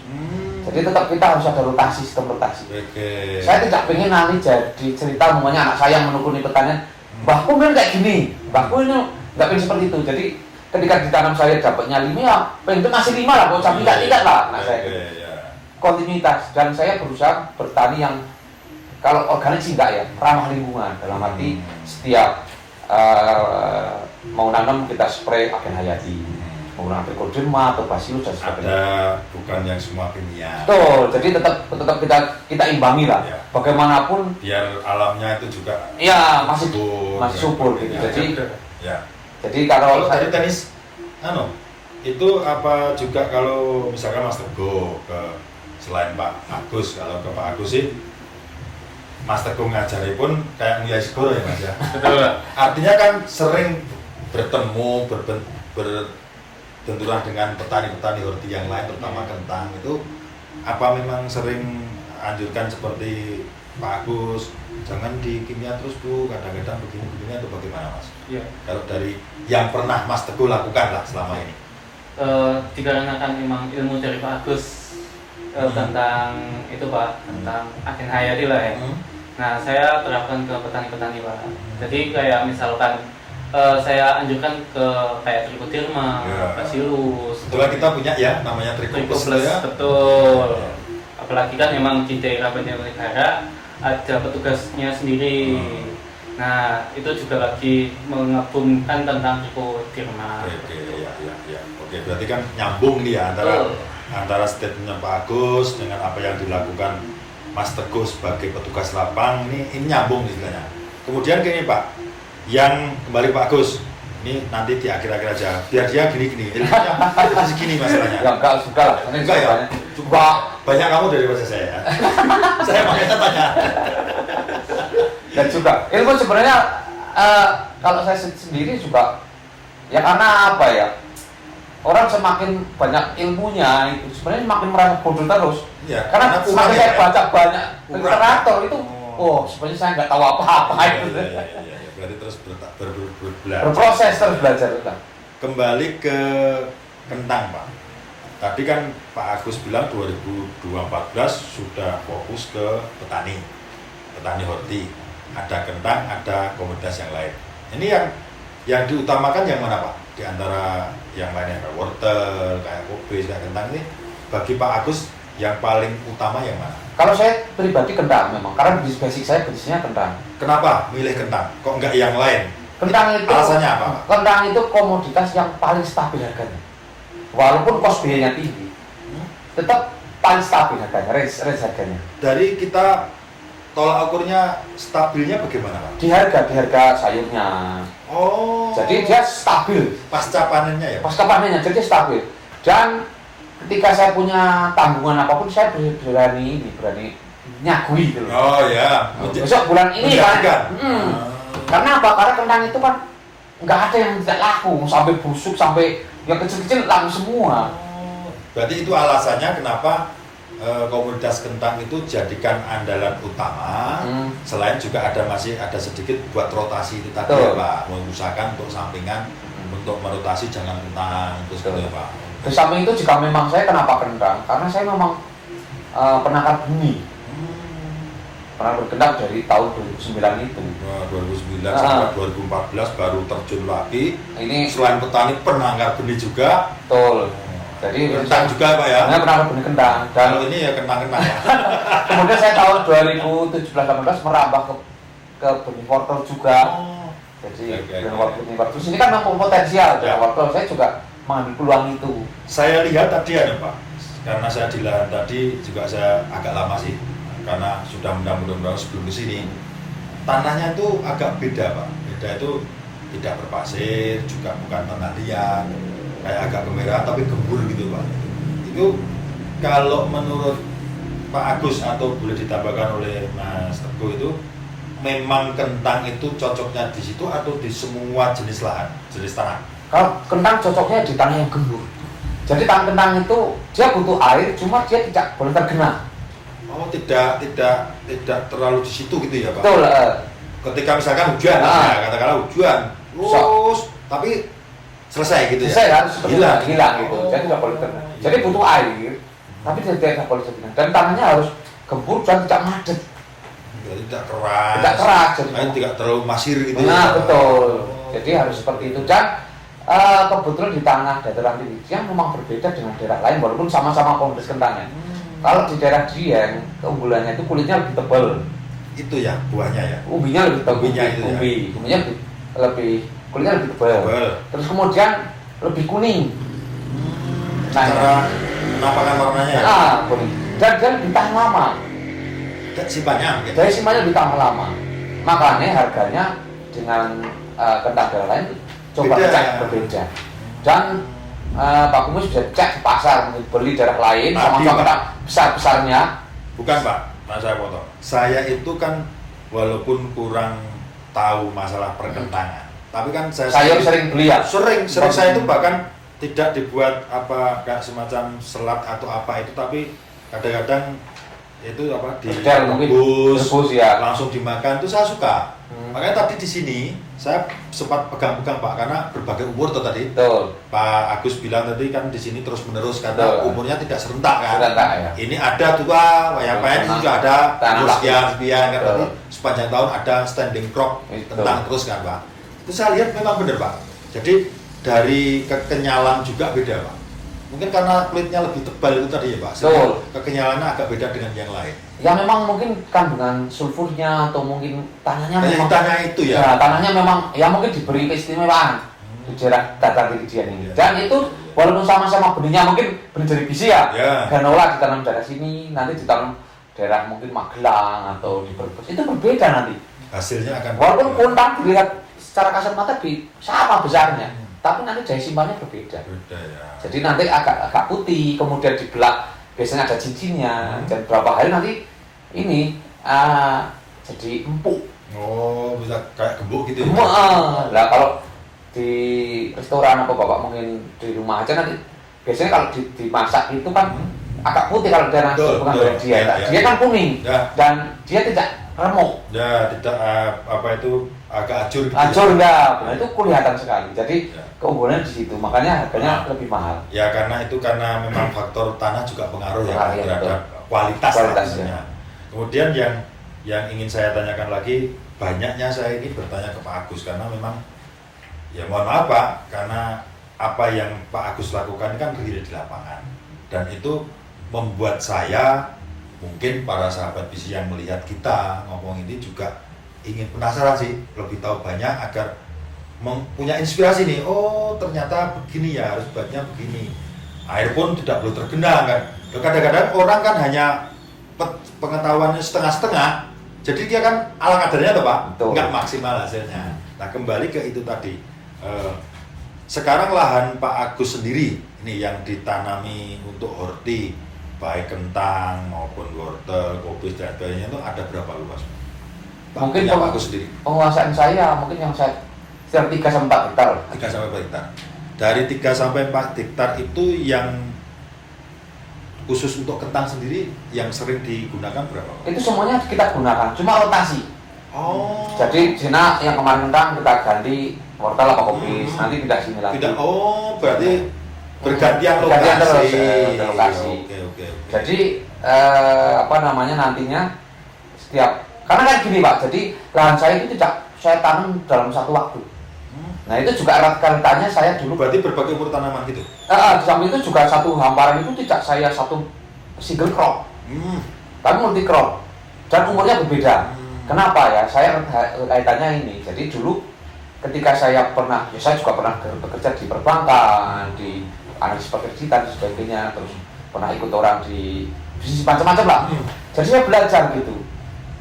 Kayak perusahaan itu kan cash flow-nya harus jalan terus, termasuk saya. Udah cash flow nggak? Udah nggak? Mbak muda lah orang muda. Lanjut. Kasusnya harus jalan terus. Oke. Jadi saya kan ada orang pekerja gitu. Ketika saya hanya satu crop, kalau pas utuh banyak memang numpul. Oh ya. Tapi kan nggak tahu kita 4 bulan, 3 bulan makan apa gitu. Perjalanannya itu, makanya kalau harus saya- jalan terus ya Pak. Nah, kalau saya berusaha setiap 2 minggu, 3 minggu ada yang tua atau yang bisa dijual. Oke. Saya rencana seperti itu. Berkesinambungan. Nah, kan saya juga makan beras tidak mungkin baru setahun sekali kan, tetap tiap bulan anak sekolah dan sebagainya. Berarti Merasa- Mas Teguh, Iya. sering kesini aja. Kan pasti ada standing crop terus, Ah, ada panenan betul. terus, ada gratisan terus. Jadi seperti itu. Jadi biar saya dapat gajian dari bapak-bapak di sini. Saya seperti itu. Ngecek. Ya, bukan ngecek. Padahal lah hasilnya banyak. Wah. Ya kalau banyak enggak itu kan maksudnya relatif. Relatif. Relatif. Kita bersyukurnya bagaimana kan? Ah, Syukurnya benar. bagaimana? Kedua, imbang dengan risiko. Kalau risikonya mungkin Tinggi. tinggi. Kalau hasilnya sedikit ya nggak mungkin. Ya, mungkin. Kesinambungan nggak mungkin jalan. Beda lah usaha yang lain ya. Ya betul. Kalau dari sisi Mas Teguh, yang saya tanyakan tuh kan wilayah Mas Teguh ini Wonosobo dengan Banjarnegara. Pernahkah menemui petani yang seperti Pak Agus bilang itu ada rotasi atau memang ada yang sepanjang tahun tuh kentang terus itu apa ada pernah menemui gitu? Di beberapa daerah itu beda-beda Pak. Ada yang selama 1 tahun itu kentang terus gitu. ada yang selama 1 tahun itu rotasi. Ada juga yang malah kadang selama 1 tahun itu kentang cuma 2 kali, terus yang satu kali tanam itu enggak ditanami Pak. Yang ini yang khusus saya tanyakan yang hanya setahun 2 kali kentang terus 1 musim tidak tanam ini alasan mereka kebanyakan apa Mas Teguh? Air Pak, itu Oh. kekurangan air. Jadi Berarti- ada daerah yang benar-benar Betul. nggak ada Sumber supply airnya. air gitu. Betul. Makanya tadi ini nyambung dengan pernyataan dari Pak Agus, butuh air tapi jangan sampai tergenang. Berarti Nah. kalau ketika nggak ada air ya nggak mungkin. Nggak mungkin. Nah, terus apa pernah menyarankan sebagai petugas loh ini ya, petugas menyarankan petani yang sepanjang tahun itu karena menurut informasi dari Pak Agus tadi resikonya sangat tinggi kalau tidak dirotasi, terutama OPT-nya kan. Ya. Pernah menyarankan memberi edukasi ke petani bahwa ini harus dirotasi dan sebagainya. Untuk edukasi sering Pak, tapi Iya. dikarenakan emang petani itu apa namanya? Luasan lahan ya. Luasan lahannya itu sangat banyak, makanya petani lebih seringnya ke kentang Pak. Berarti satu macam komoditas gitu Iya, ya, betul, yang Pak. merawat ya cuma satu jenis gitu ya. Gitu. Oke. Ya, terus kembali lagi ke Pak Agus ya, sebagai tokoh senior, kemudian juga kan ada Banjarnegara ada asosiasi petani kentang ya Pak. Jadi kan juga di situ kan yang juga dituarkan karena pengalaman itu dari total luasannya Pak Agus itu 3-4 hektar itu kan ada terus kentang walaupun rotasi ya Pak ya. Betul. Nah, itu yang saya tanyakan Pak, karena ini kan kita bicara kentang. Sekarang enaknya tanam kentang itu apa dibanding komoditas yang lain menurut Pak Agus? Yang jelas di keuntungan dan kestabilan harganya itu. Itu tadi ya berarti Iya. alasannya. Jadi peluangnya masih banyak dan kentang itu kan saya selama sepanjang saya bertani itu ya paling berapa kali lah, maksudnya mengalami kentang itu enggak begitu laku. Tapi tidak seperti yang Tidak seperti komoditas lain. Masih bisa diandalkan lah. Diandalkan. Oke. Dan tadi erat hubungannya tadi sama Mas Teguh yang orang nggak nanam pas musim penghujan Ya. dan sebagainya. Karena kadang tanahnya itu mungkin pas musim hujan nggak berentang di dataran yang rendah banget. Oh. Iya, jadi dia terkena nggak mungkin dia laju. Atau di daerah yang agak tinggi yang susah airnya pas musim kemarau kan nggak mungkin nanam. Betul. Dan diusahakan Betul. airnya susah. Nah, Itu. Oke. Jadi kenapa seperti itu ya seperti ini. Oke, saya ke Pak Agus lagi, nyambung yang tadi pertanyaan saya mengenai rotasi, kemudian yang ke Mas Teguh tadi, kenapa kok tidak bisa sepanjang tahun, karena memang alasan tertentu ya Pak ya. Terus enaknya tadi kentang itu pertimbangannya harganya banyak stabil. Kemudian yang saya tanyakan ini kebalikannya Pak Agus, nanti boleh ditambahin Mas Teguh deh. Sekarang kan semua tanaman, baik horti, tanaman pangan dan lain sebagainya, itu kan namanya makhluk hidup ya Pak Agus. Itu pasti kan punya resiko, punya apa istilahnya pantangan kan. Terus kalau kentang sendiri Pak, itu tantangan utamanya atau yang ditakuti petani itu apa Pak? Kalau kentang itu di cuaca. Cuaca malah. Cuaca. Bukan OPT-nya ya? Bukan, kalau OPT kan mungkin bisa kita upayakan lah. Mungkin yang preventif, mungkin pencegahan, dan itu bisa kita kendalikan lah. Ketika kita mengusahakan mungkin ketika cuaca maksudnya musim mau hujan itu mungkin cari tanah yang agak miring, terus ke timur, kemudian agak kurang naungannya nggak ada, itu kan harus dipilih. Ya. Tapi yang memang paling ekstrim kan di cuaca ekstrim, terutama ketika angin. Itu sudah nggak bisa tertolerir. Tapi kalau lain-lain bisa kita upayakan lah. Dalam arti pengendalian OPT atau hama penyakit bisa kita kendalikan. Cuma resikonya itu di terutama angin. Di cuaca berarti. Cuaca, kendala alam ya. Kendala alam. Tapi kalau mungkin lainnya itu bisa kita usahakan. Untuk musim kemarau tanahnya milik yang lainnya. Oke Pak, ini nyambung pertanyaan saya. Kalau di luar kendala alam, itu yang antara mungkin hama atau penyakit yang paling petani takut sama kentang itu yang apa Pak? Kalau musim hujan penyakit apa terutama? Jamur terutama Phytophthora. Nah, tapi kalau kemarau? Kemarau biasanya di hama. Hamanya ya. Pengisap trip gitu. Trip itu ya. Walaupun serangan penyakitnya di alternaria biasanya. Nah kalau di musim hujan yang ekstrim itu kadang kita nyemprotnya bisa intervalnya 2 hari sekali atau sedikit. Layu-layu gitu enggak begitu banyak ya Pak? Layu itu kita sudah mengedukasi berapa tahun terakhir itu penggunaan agen hayati. Alhamdulillah layu di daerah sini sudah jarang lah orang bilang. Iya benar. Jadi kita lihat tadi Nah maksudnya sudah kita upayakan. Kalau tanahnya memang endemis layu, tanamnya di musim kemarau harusnya. Bisa kita upayakan. Alternatifnya seperti itu. Nah, walaupun kita sambil kita upayakan menggunakan agen hayati tapi alhamdulillah dalam beberapa tahun yang terakhir mungkin memang kan kita punya grup juga di Facebook itu saling memberi informasi. Ternyata orang yang bertanya penanggulangan kayak NSK dengan layu itu turun drastis. Dulu pas ngomongkan itu tahun 2012 kalau sampai 18 lah itu masih, tapi sekarang karena saya juga berusaha ini sih, kalau kita meningkatkan produksi atau mempertahankan produksi dengan memperbaiki tanah itu terlalu lama, itu nggak mungkin karena tanahnya itu tanah nggak perluas ganti nggak mungkin kan, luas nggak mungkin, kalau tambah kecil mungkin nah iya kan. Sekarang kan kita tahu semua tanah pertanian itu semakin tahun itu kan ada dibuat ruko, ada dibuat wisata, SPBU apa, banyak kan? Nah, kan nggak mungkin. Betul. Makanya saya gini. Jadi kenapa saya terjun di benih? Itu. Ini kronologinya ya. Jadi ketika saya amati, saya telusuri dengan teman-teman di daerah sini, itu kenapa penurunan produktivitasnya tinggi? Itu salah satunya kan tetap di tanah. Ya, Yaitu tanah menurun. Kedua bibit. Benihnya ya. Benih tidak organik. Nah, kenapa saya cenderung ke benih? Kan di tanah kan lama prosesnya. Untuk recovery-nya. Betul. Nah, kenapa dari ketika ditanam ya Pak? Jadi buat selain cuaca dan sebagainya, ternyata dua ini yang menjadi masalah. Itu mungkin di semua wilayah lah. Kalau memperbaiki tanah kan lama. Kita ganti tanah nggak mungkin. Berarti ya Pak ya? Secara tidak langsung itu pemilihan atau penggunaan varietas itu penting sekali. Penting. Jadi varietas semakin generasi semakin tinggi, itu ternyata dia bisa produksinya tetap, hama penyakitnya tetap turun, dan perawatannya lebih gampang. Nah sambil kita memperbaiki tanah dengan agen hayati. Benar-benar. Berarti Gitu ya Mas, berarti kalau dari sisi marketing atau sebagai petugas lapangan itu memang yang sering petani gagal selain cuaca, selain hama penyakit itu salah milih benih itu tadi. Betul.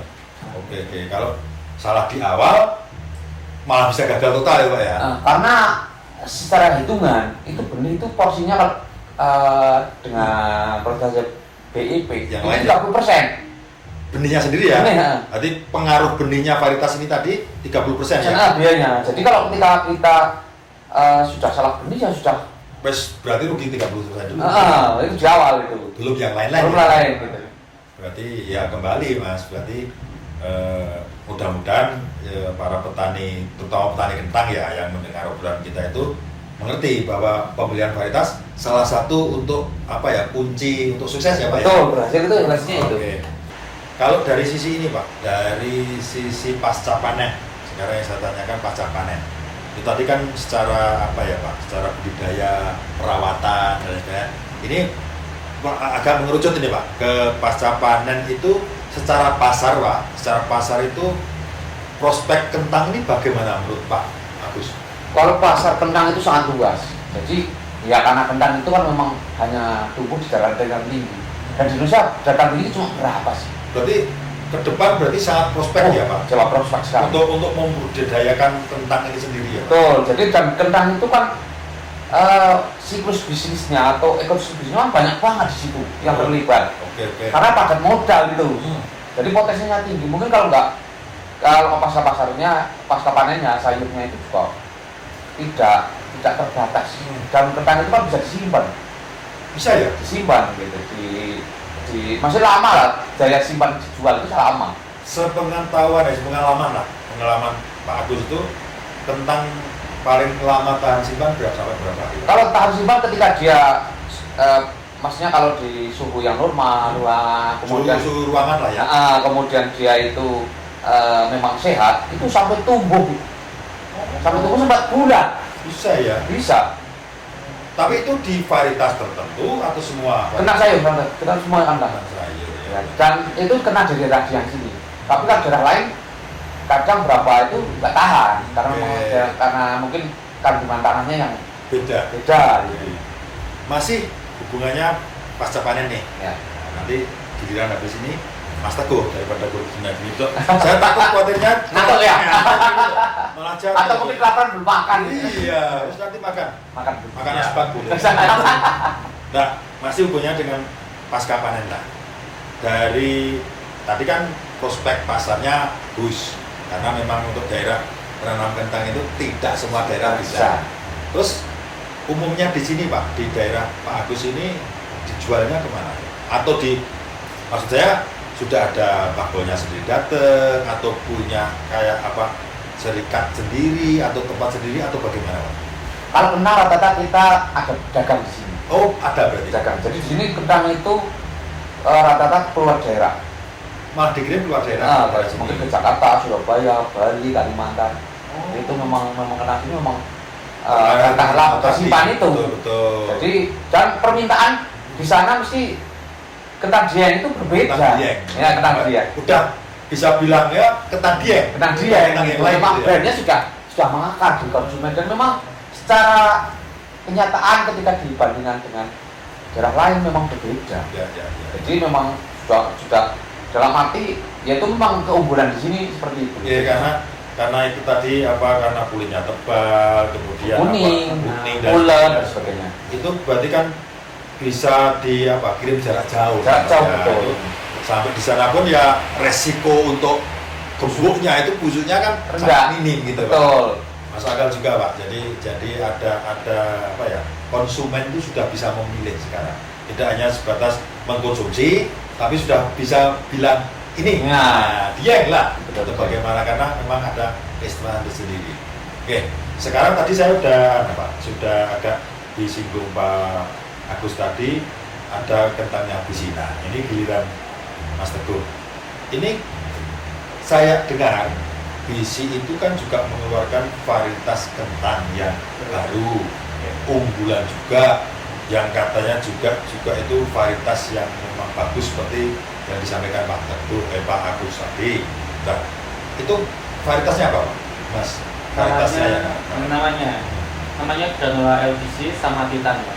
Granula LBC sama Titan.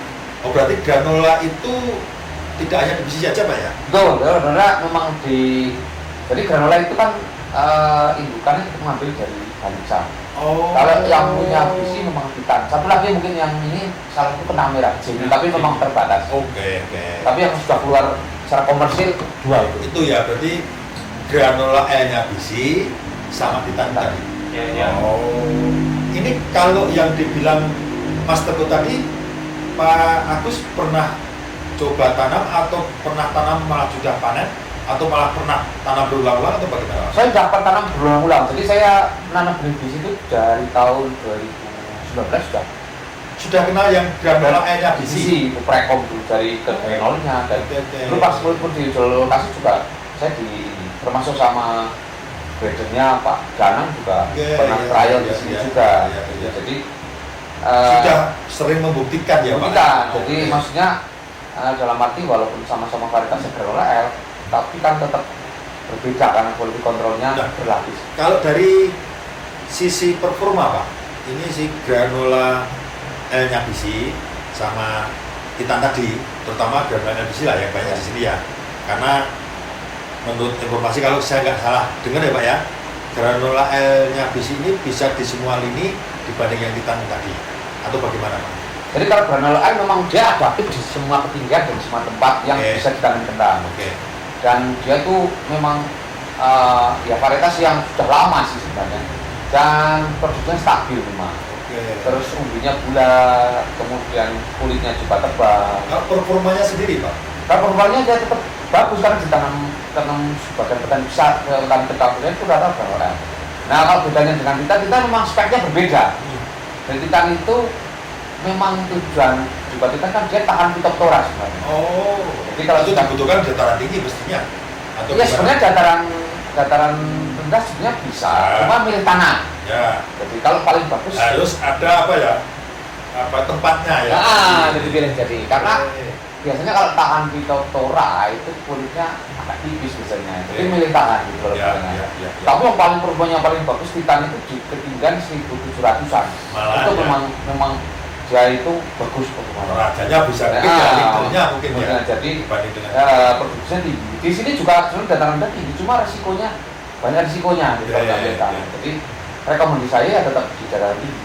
Berarti harus dibedakan ya Mas Teguh ya. Jadi kalau nggak boleh saya bilang itu untuk segmennya atau tempatnya, lokasinya harus memang dibedakan, tidak bisa harus apa namanya orang Jawa digubiah. Ya betul. Itu kan Pak ya. Betul. Harus spesifik.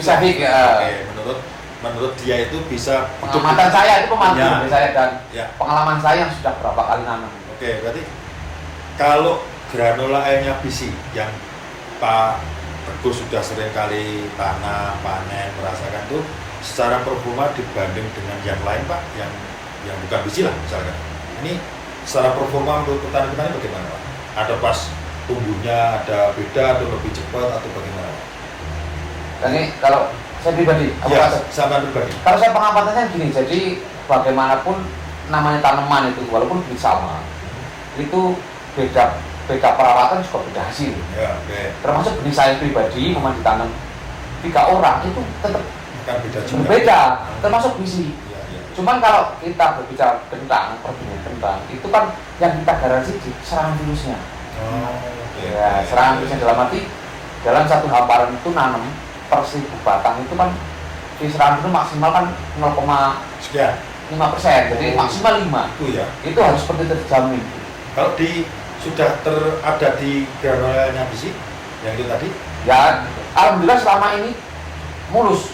Gitu ya Mas. Nah, jadi biasa jadi kita saya penangkap biji terus biji. Kita juga customer biji yang menyerang di daerah Jawa Tengah terutama. Itu garansi kita itu di serangan virus. Memang itu atau aturan dari Permentan memang seperti itu. Jadi garansinya di sini. Kalau nanti kayak performa apa kan, nah itu beda perawatan orang, beda caranya. Nah, ibarat toki bahannya sama, betul. cara masaknya beda harganya beda. sama. Termasuk ketinggian dan sebagainya juga kita tidak bisa menggeneralisasi Banyak faktor faktornya. Tapi yang kita garansi kita jamin itu di serangan virusnya. Ya, berarti lebih sedikit ya, lebih toleran lah. Ya selama ini alhamdulillah tidak temukan lah virus-virus yang banyak itu hasilnya jauhnya mulu. Terkait dengan performa ya itu kadang-kadang perawatan, adaptasi juga karena dia kan benihnya dari luar ditanam di sini lokasi A mungkin cocok tumbuhnya bosor tapi di lokasi B karena tanahnya mungkin berpasir kurang air tidak bisa. Nah itu kan tidak subjektif gitu ya. Tapi yang kita jamin adalah namanya benih saya juga pernah kan di virus. Kita tidak bisa bocor ini tamu ini permunya bagus. Ya perawatannya itu loh gimana? Musim juga pengaruh. Pupuknya dikasih banyak apa enggak? Betul, makanannya kan. Ya, betul. Kemudian itu tadi Pak, kalau dari sisi anggota Pak Agus ini kan punya komunitas atau asosiasi lah. Nah, yang saya dengar lagi Pak, karena kembali saya pernyataan di awal sebelum kesini saya bertamu ke Pak Agus, saya kan agak lama di lahan ini. Bukan di lahannya Pak Agus saja, tapi di lahan tetangga-tetangga itu kan petani masih banyak di situ. Kebetulan saya kan masih agak pagi Pak. Itu mereka katanya dari mana Bapak tahu benih itu bagus atau tidak? Apa menanam sendiri atau dari kios atau dari Pak Agus? Katanya kalau Pak Agus bilang A, mereka ikut A. Kalau B ikut B. Lah, apa yang menjadikan Pak Agus itu bisa meyakinkan petani di asosiasi tadi, petani kentang tadi, sehingga ikut Pak Agus itu apa karena takut, apa karena memang berinya bagus, atau karena sungkan, atau kepercayaan, atau bagaimana? Jadi kalau di benih itu kan tidak hanya kualitasnya. Jadi kepercayaan itu memang erat kaitannya dengan benih. Jadi ketika petani itu kan cara komunikasinya kan berbeda dengan benih yang lain. Karena kentang itu kan yang tidak langsung bisa kelihatan sih. Ketika kita harus nunggu bertunas, ditanam dan sebagainya.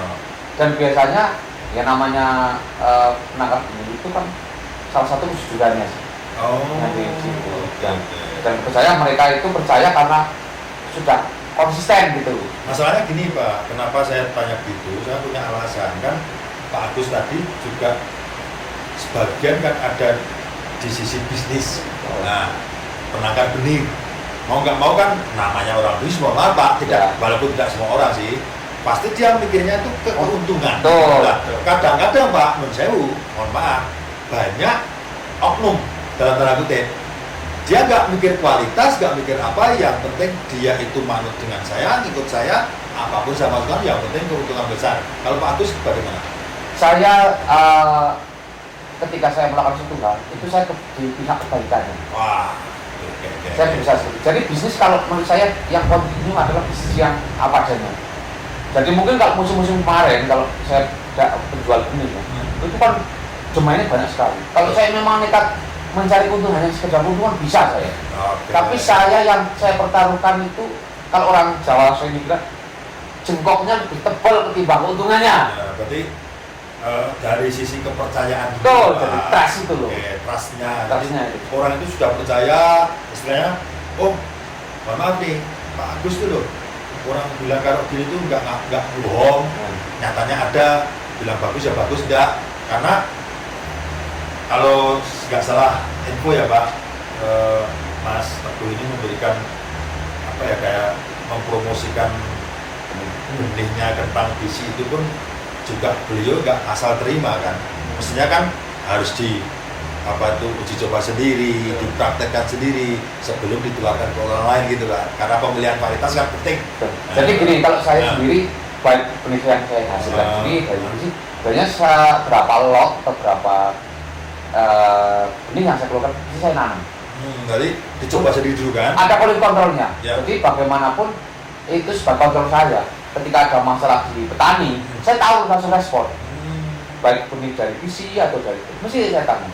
Tadi Bapak lihat tadi itu di kebun kan ada yang dari bisi itu.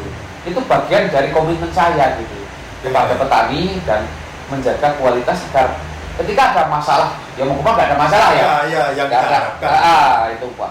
Itu saya langsung respon gitu, langsung bisa nanggapi. Oke. Tapi ketika saya hanya mengeluarkan benih saja tanpa saya kontrol, Ya, ketika ada masalah, saya pembeninya apa? Betul. Saya tidak bisa berbicara. Ya. Dan ketika saya menanam terus lalu di tempat saya nggak ada masalah ini. Betul.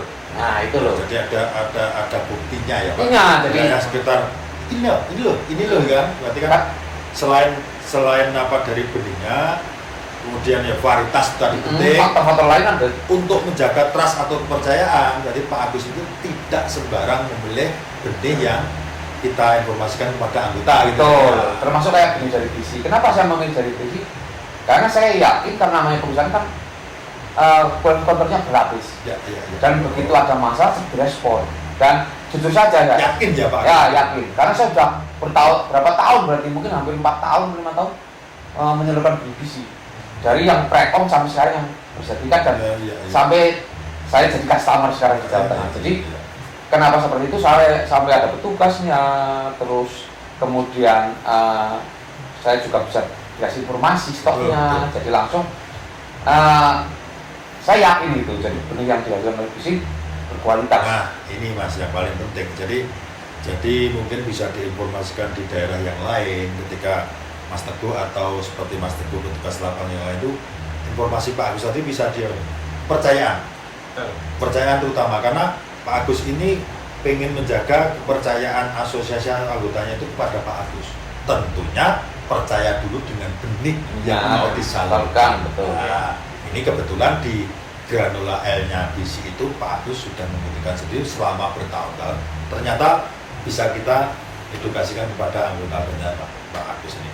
Terus kalau dari ini Pak, dari sisi itu dari ketenangan petani atau anggotanya Pak Agus ini dengan kentangnya BC ini apakah sudah lebih menjamin lah Pak ya, bukan menjamin 100% karena itu dari atas, betul kan? Ya. Kita manusia yang mengusahakan dalam arti lebih merasa aman, nyaman memakai mereknya BC, kentang BC daripada yang lain tuh. Kalau menurut Pak Agus menilai di anggotanya bagaimana Pak?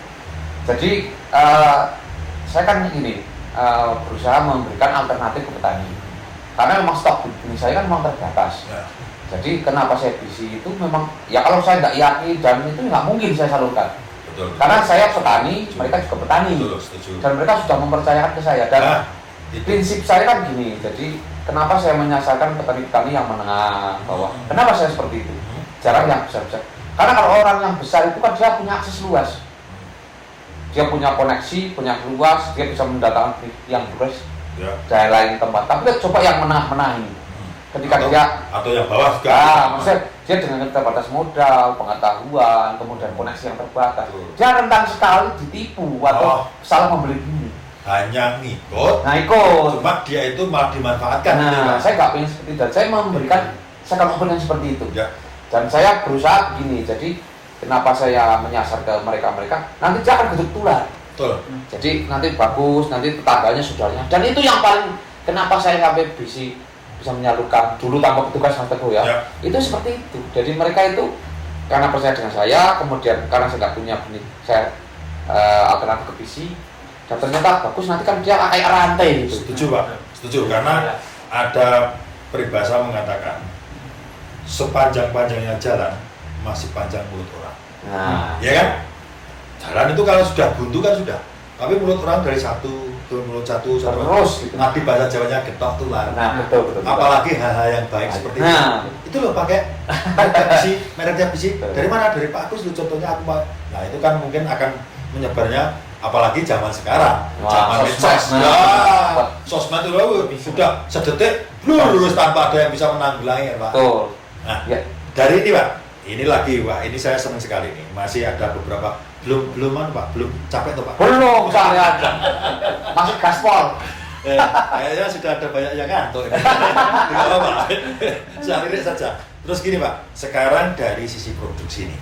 Nah, dari saat tadi ada budidaya sudah, perawatan sudah, pasca panen sudah. Dari sebelum pasca panen saya ke produksinya. Produksinya itu hitungannya itu per pohon atau perluasan atau per hektar atau Pak yang biasa untuk patokan Pak? Kalau saya secara umum ya petani itu biasanya kalau petani umum menggunakan luasan. Oh berarti secara tonase ya Pak? Tonase luas. Jadi luas hektar, setengah hektar Dapat berapa dapat, ton gitu. Tapi kalau menurut real saya yang menggunakan populasi.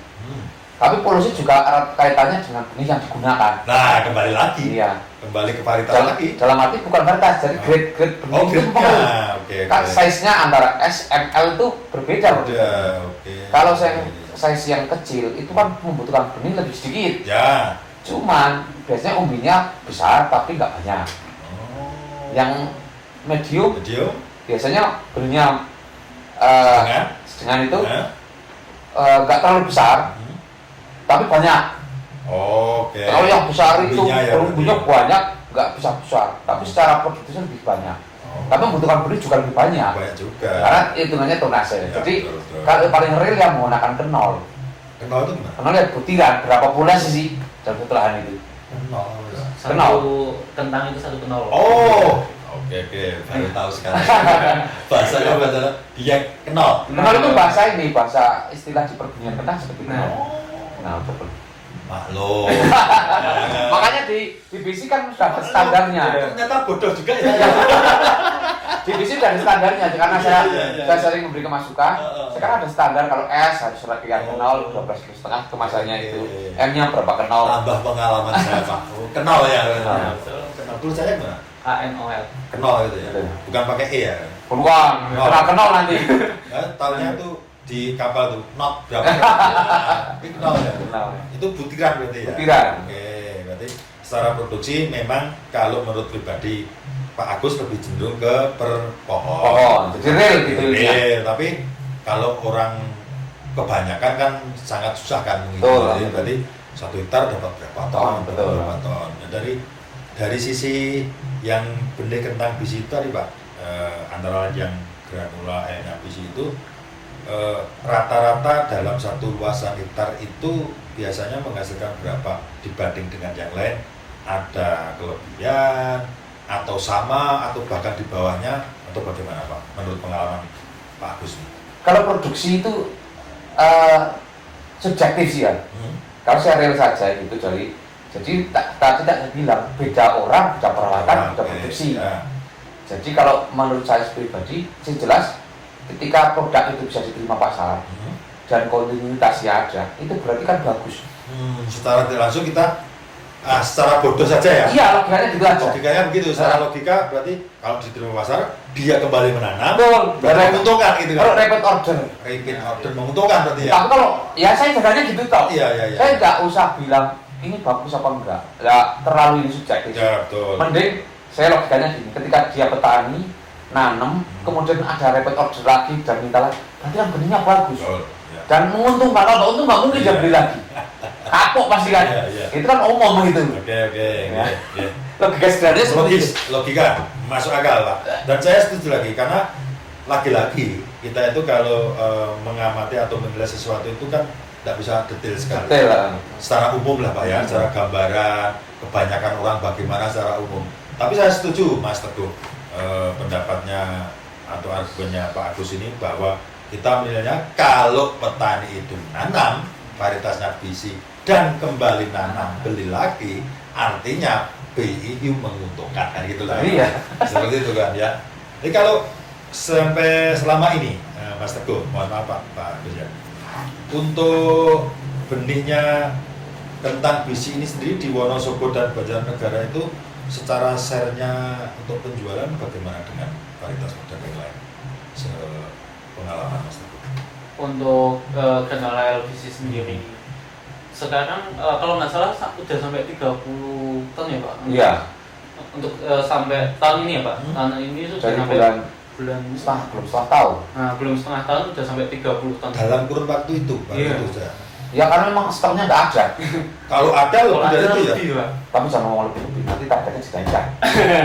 Ya apa-apa, mumpung duitnya banyak. Yang penting bonusnya gede ya. Cocok. Karena lagi tadi, kalau nggak menentukan kenapa?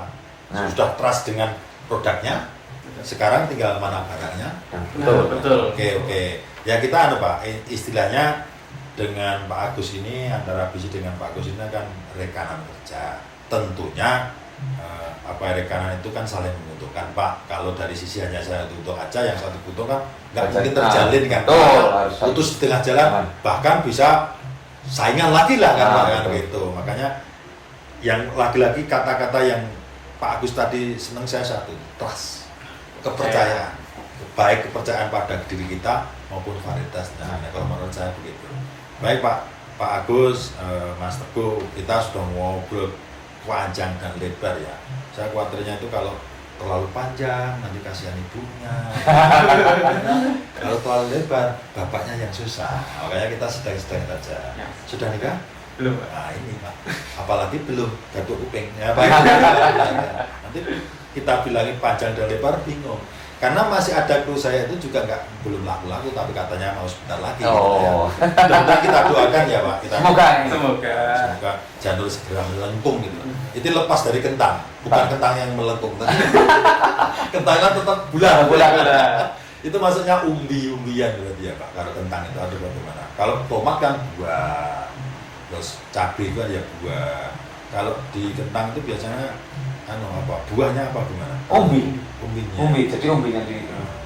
Jadi kalau saya berprinsip gini, jadi dulu pertama itu sama teman-teman saya, sama reseller saya juga di kentang itu kan memang Bisi kan ya karena pabrik kemudian komersil kan agak tinggi dibandingkan kompetitor. Nah saya bilang gini, pokoknya yakin saja, ada yang jual bisa ada yang beli. Prinsipnya seperti itu. Pernah gitu ya Pak? Karena di Dian itu kompetitornya tinggi. Ada selisih harga itu pengaruh juga Pak? Pengaruh, lah logikanya sama-sama, ibaratnya Bapak punya sarung yang bahannya kapas sama-sama kapas ya. Kalau tidak ada nipesnya harganya lebih tinggi kan nggak mungkin. Ini saya setuju ya dari ini. Soalnya tadi gini, dia kan sudah bisa memberitakan harga selisih, tumpah ada nilai plusnya, pasti dia pilih. Betul. Tinggi kalau sama ngapain? Oke. Jadi saya bilang ini namanya sama petani gini, jenengan mungkin beli selisih karena berapa lebih ini bulan, tapi risikonya itu nanti dilacak lahat ternyata virus banyak nggak toleran ini dan sebagainya. Lalu ini sudah dijamin oleh perusahaan, ketika ada masalah bisa kita follow up gitu. Tapi zaman kita jangan produksi dan sebagainya karena itu urusannya dengan perawatan sebenarnya. Kita dijamin ke virusnya. Jangan lebih toleran. Jadi ya tidak toleran memang harus tidak bertoleransi dengan virus. Ya, jadi karena kualifikasi kohesion kontrolnya harus berlapis. Bisa virus no. Karena gini, virus itu di kentang itu bisa menurunkan hampir 80% produksi. Kerugiannya ya Pak? Kerugian. Jadi sama-sama mungkin tanam 10.000 populasi ya. Serangan virusnya mungkin taruhlah virusnya banyak ya. Itu loss produksinya itu hampir 7%. Dengan perawatan sama. Sebegitunya ya? Sebegitunya virus itu. Gawat-gawatnya. Ya karena kalau kena virus biasanya umbinya kan kecil-kecil, banyak. Iya. Ini terus syukur alhamdulillah, artinya produknya Bisi itu tadi terutama yang granula L-nya Bisi tadi kan seperti informasi yang disampaikan Pak Agus kan lebih toleran virus sehingga untuk istilahnya segi resikonya lebih kecil. Bahkan kadang-kadang kalau cuacanya mendukung itu kan bisa maksimal. Oke. Baik Pak, jadi itu dari segi produksi berarti tonase sudah dapat, kemudian secara keyakinan di pasar juga sudah banyak beredar, banyak dibeli, kemudian keyakinan petani anggotanya asosiasi dari Pak Agus itu sendiri itu percaya Pak Agus itu percaya kepada personilnya juga, varietas yang dibawa Pak Agus walaupun dari sendiri maupun dari Bisi juga oke. Kemudian ada repeat order lagi, terbukti berarti salah satu varietas kentangnya Bisi ini sudah mulai diterima di pasar. Ya. Semoga Pak Agus ya harapan kita bersama dari Pak Agus selaku pebisnis, petani juga, pemegang asosiasi juga, kemudian dari Mas Teguh ini yang mewakili dari perusahaan sebagai petugas lapang. Kedepannya semakin akan terjaga lagi Pak. Ya, moga-moga sepertinya semakin kerjasama semakin baik, tentunya saling menguntungkan satu dengan yang lain. Oke. Sekarang yang terakhir Pak, ini yang terakhir yang saya tanyakan karena saya sudah juga agak ngantuk. Bukan ngantuk matanya, tapi ngantuk perutnya. Satu, nanti dari Mas Teguh juga dikasihkan sekarang tips untuk ke pemirsa atau sahabat bisi dimanapun berada supaya menanam kentang varietas bisi baik yang titan atau terutama yang granola L-nya bisi itu bisa lebih maksimal lagi. Dari Pak Agus, dari sisi petani sendiri, itu tipsnya harus dilakukan apa sih supaya bisa maksimal? Barangkali sahabat bisi atau petani kentang dimanapun itu belum pernah mencoba tips ini. Dari Pak Agus dulu. Kalau pengalaman pribadi saya, apapun yang kita kerjakan atau apapun yang kita usahakan harus tahu ilmunya. Karena kunci bisnis atau usaha itu harus berilmu dulu. Kalau prinsip saya itu mending saya menghabiskan uang untuk belajar dulu ketimbang untuk memodal usaha. Ketimbang saya memulai usaha dengan modal tapi tidak punya ilmu. Itu saya seperti itu. Apapun usahanya, apapun yang kita kerjakan harus punya ilmu dulu. Berarti ibarat orang buta harus punya kekennya. Betul. Tongkat untuk berjalan itu ya. Karena ketika kita berilmu itu keberhasilan itu pasti lebih mudah atau apa yang kita inginkan itu mudah teraih karena tahapannya jelas. Kadang orang berusaha itu kayak bertani kentang sebenarnya hanya ikut-ikutan melihat keuntungannya langsung instan, tapi dia tidak punya ilmu percuma. Iya. Jadi nantinya begitu ada masalah sedikit dia tidak bisa mengatasi. Iya, betul. Tapi ketika kita punya ilmu, punya tahapan, jadi kita tahu, oh ini tahap trial namanya sekian. Nanti sudah agak bisa berapa musim bertambah. Tapi dia punya ilmunya. Karena bagaimanapun ketika kita mempunyai strategi, ketika kita tadi saya bilang ada force major yang caranya ekstrim, itu kita tetap bisa fight. Tidak kudukan sarung, kemudian stres, apalagi sampai gila. Sampai dudung-dudung. Tapi bilangnya satu kata, makanya. Tapi kalau sudah punya strategi seperti itu, saya yakin dia tetap bisa fight lah.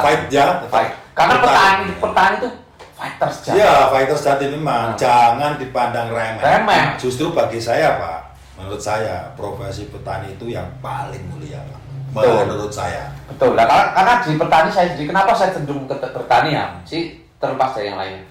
Itu kan erat hubungannya apa yang saya dapatkan itu saya dengan yang kuasa. Oke. Wah. Apalagi yang melibatkan. Ya. Kadang harga mahal, produksinya rendah. Itu kan dengan kuasa. Coba gitu. Diuji betul. Ketika bagus harganya murah. Lah itu banyak hal yang mau tidak mau kita harus hanya berpaksa, berusaha dan bersabar. Dan apa yang saya dapatkan memang saya membohongi siapa, saya di lahan. Betul. Mau menipu siapa. Nah itu memang bertani memang seorang fighter sejati dan tidak ada kapoknya. Bangkrut pun kita berangkat lagi. Iya, nanam lagi. Sampai utang pun nanam lagi. Fighter apalagi petani waktu itu dulu lah itu memang fighter sejati. Dan saya memang selalu dengan petani-petani apalagi yang muda yang berusaha keras untuk bisa menjadi leader gitu di daerah masing-masing. Dan harapan saya jangan pernah takut atau malu jadi petani. Oke. Ya. Karena petani itu mungkin kadang-kadang dilihat berat apa. Itu kan ketika kita tidak punya ilmu. Karena kita punya ilmu, punya teknologi, semuanya tidak bisa teratasi lah. Iya. Ketika saya sendiri saya kadang malah fleksibel gitu waktunya. Kalau ini Pak, kalau sehubungan dengan granola L-nya bisi itu barangkali bisa diinformasikan ke yang belum pakai, ke sahabat bisi atau petani yang lain bisa ngikuti Pak Agus pakai ini. Oh ya, bagi teman-teman yang mau mencoba bertani kentang atau sudah bertani kentang tapi belum mencoba kayak itu, ya silakan. Karena saya sudah membuktikan, bukan berarti saya reseller penjual. Enggak lah, ya ini real saja. Jadi kenapa saya arahkan ke bisi? Karena kualitasnya bisa dipertanggungjawabkan. Terjamin lah. Terjamin dalam arti tidak salah-salah lah namanya. Yang berlapis itu tadi. Nah, berlapis itu. Jadi pertanggungjawabannya jelas gitu. Dan saya harapkan kepada teman-teman yang bertani terutama kentang ini, walaupun apapun yang terjadi atau yang sulit apa yang terjadi, kita itu bagian dari ekosistem yang tidak bisa terpisahkan. Dan ketika mungkin teman-teman yang lain mungkin pengen bertani mungkin ya sahabat bis itu yang belum suka bertani. itu bertani itu kan tidak harus berangkat nyangkut dan sebagainya. Ya. Itu pola pikir lama. Jadi dia bisa menciptakan nutrisi apa teknologi yang terbaru. Nah itu kan bisa jadi kita jadi mandor aja bisa kan? Dan lebih masih banyak peluang yang menguntungkan. Dan saya yakin bertani itu peluangnya masih tinggi. Karena apa? Semakin hari orang semakin bertambah ya. Dan populasi lahan semakin sempit. Dan mesti butuh makan. Kebutuhan makan itu semakin banyak. Mungkin beli iPhone apa bisa kita tunda, tapi makan nggak bisa ditunda. Nggak bisa. Sepertinya sekarang ya nggak bisa nunda. Ya, betul Pak. Sudah wayai. Oke, itu dari tips dari Pak Agus. Sekarang dari Mas Teguh yang dari sisi petugas lapang atau petugas dari bis ini, tips apa yang kita bisa Mas Teguh berikan kepada pemirsa, kepada sahabat bisi, terutama kepada petani kentang, terutama hubungannya dengan produknya atau varietas dari bisi bagaimana? Baik, mungkin kalau dari saya terkait budidaya sesuai dengan arahan dari Pak Agus tentang Agen Hayati, apalagi kan sekarang untuk pembenah tanah semakin lama tanah itu kan makin ya rusak, bisa dibilang rusak. Nah mungkin Agen Hayati itu bisa setidaknya mengurangi kerusakan tanah tersebut. Bisa membantu lah sebenarnya. Oke. Kalau varietas apa kualitas tidak usah diragukan lagi ya. Tadi sudah disampaikan banyak oleh Pak Agus ya. Berarti secara itu aja apa memasuki apa Agen Hayati seperti itu sehingga lebih memaksimalkan lagi untuk produksinya Pak Agus. Baik Pak Agus, Mas Teguh, terima kasih sekali atas bincang-bincangnya, atas obrolannya, terutama ke Pak Agus, atas ilmunya Pak. Sama-sama Pak. Ilmu ke saya banyak sekali nih Pak, bener. Karena gini Pak, siapa tahu nanti ada rekan atau kawan atau saudara yang petani kentang saya, minimal tanya, saya bisa memberikan masukan seperti yang disampaikan Pak Agus.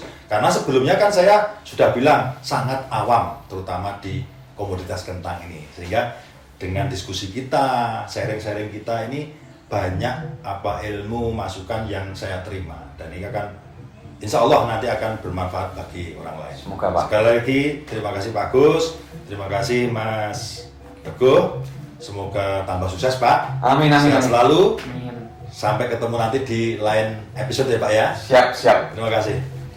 Sahabat bisi, demikian tadi obrolan kita, bincang-bincang kita bersama Pak Agus dan Mas Teguh membahas seputar dunia perkentangan, utamanya di daerah Banjarnegara dan sekitarnya. Semoga obrolan kita tadi bisa memberikan inspirasi dan manfaat bagi sahabat bisi dimanapun berada. Terima kasih telah menonton podcast ini. Nantikan edisi berikutnya tentunya dengan bahasan yang lebih menarik dan lebih bermanfaat. Jangan lupa subscribe channel ini, kasih like dan juga komennya, serta nyalakan loncengnya agar sahabat bisi tidak ketinggalan podcast kesayangan kita ini. Ikuti juga semua akun sosial media kami di FB, IG maupun TikTok dengan nama Bisi Sahabat Petani.